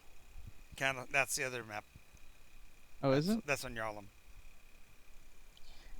Yarlam's the short, fat one. Grolum is the tall one. Thin one. The thin one, yeah. So everything underneath,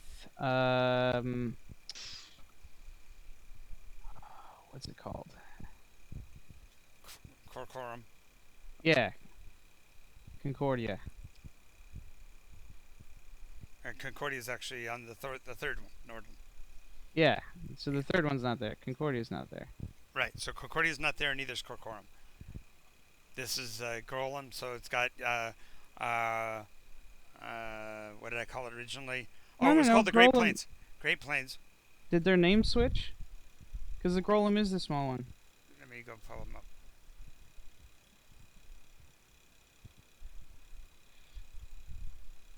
Oh, I'm looking at it. No, Yarlam's the thin one. Yeah, that's what I said. That's what I said. Yeah, we have Grolum, which is a small one that has candle scratch. Oh, you're right. You're scratch out. You're right. It doesn't say Scandal Scratch. As a matter of fact, it says Nyx, NYX, and it's got like a red line around the outside of it. And then there'd be like E instead of Havoc. Yes. Now it wouldn't even be E; it'd be farther back than that. So it would have been the Glade.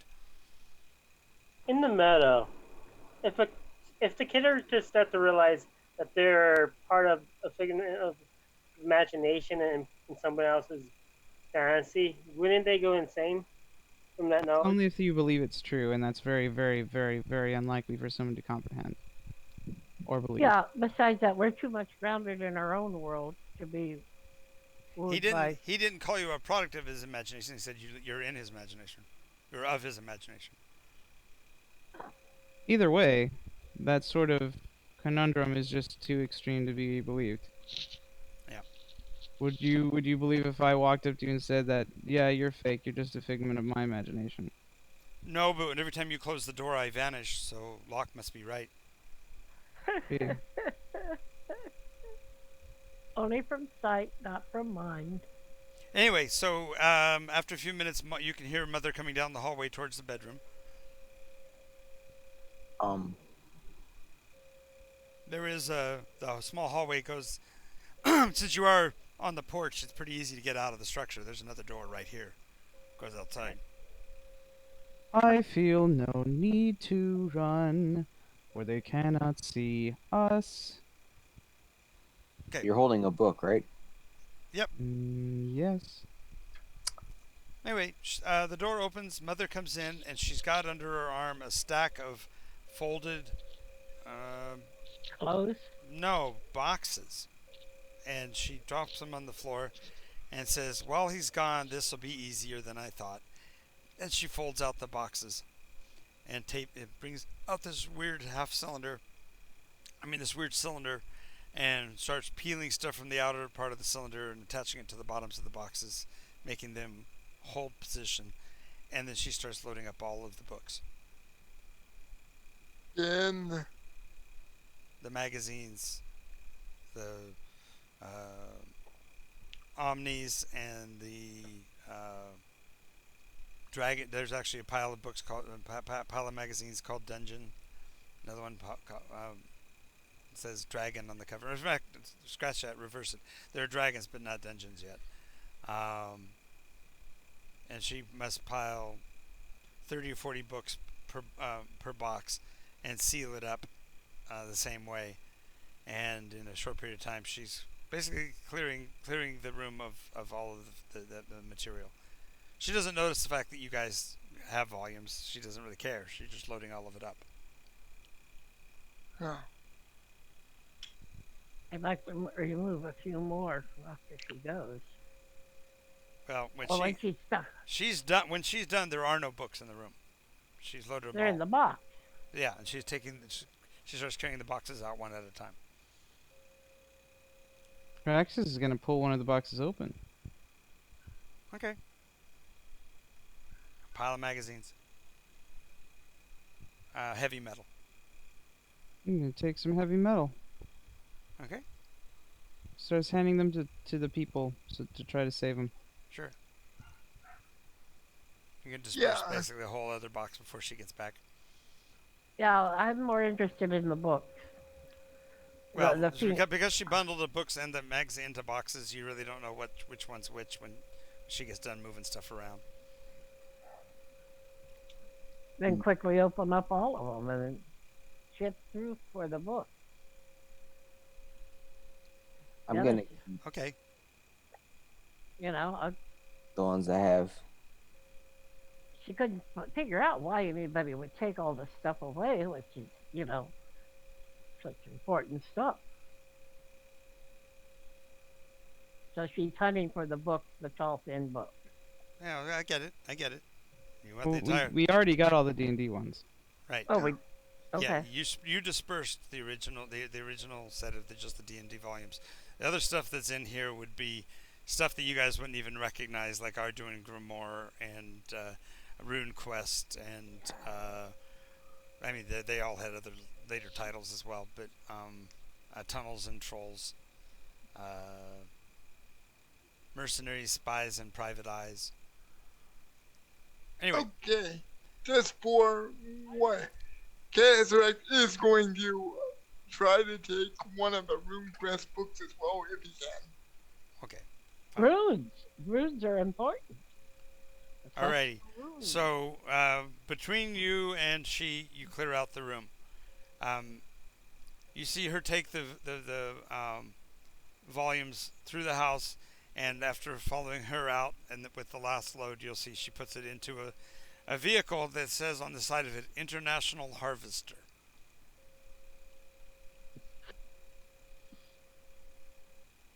On the front fender, it says Scout.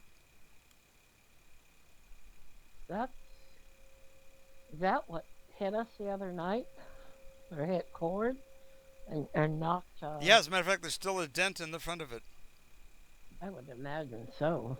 Dad always said he hit a deer. I always knew it was something else. Now I know what it was. Cord.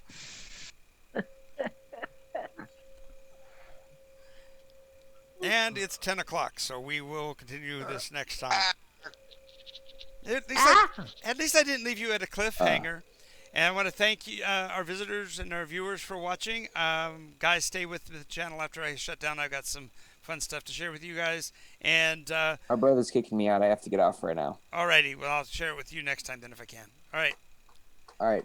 Thank you Bye. guys, and we are out of here. Goodbye, everybody. See you next time. Make sure you Bye. watch for Iteration Bye. Nation over the weekend. See you later.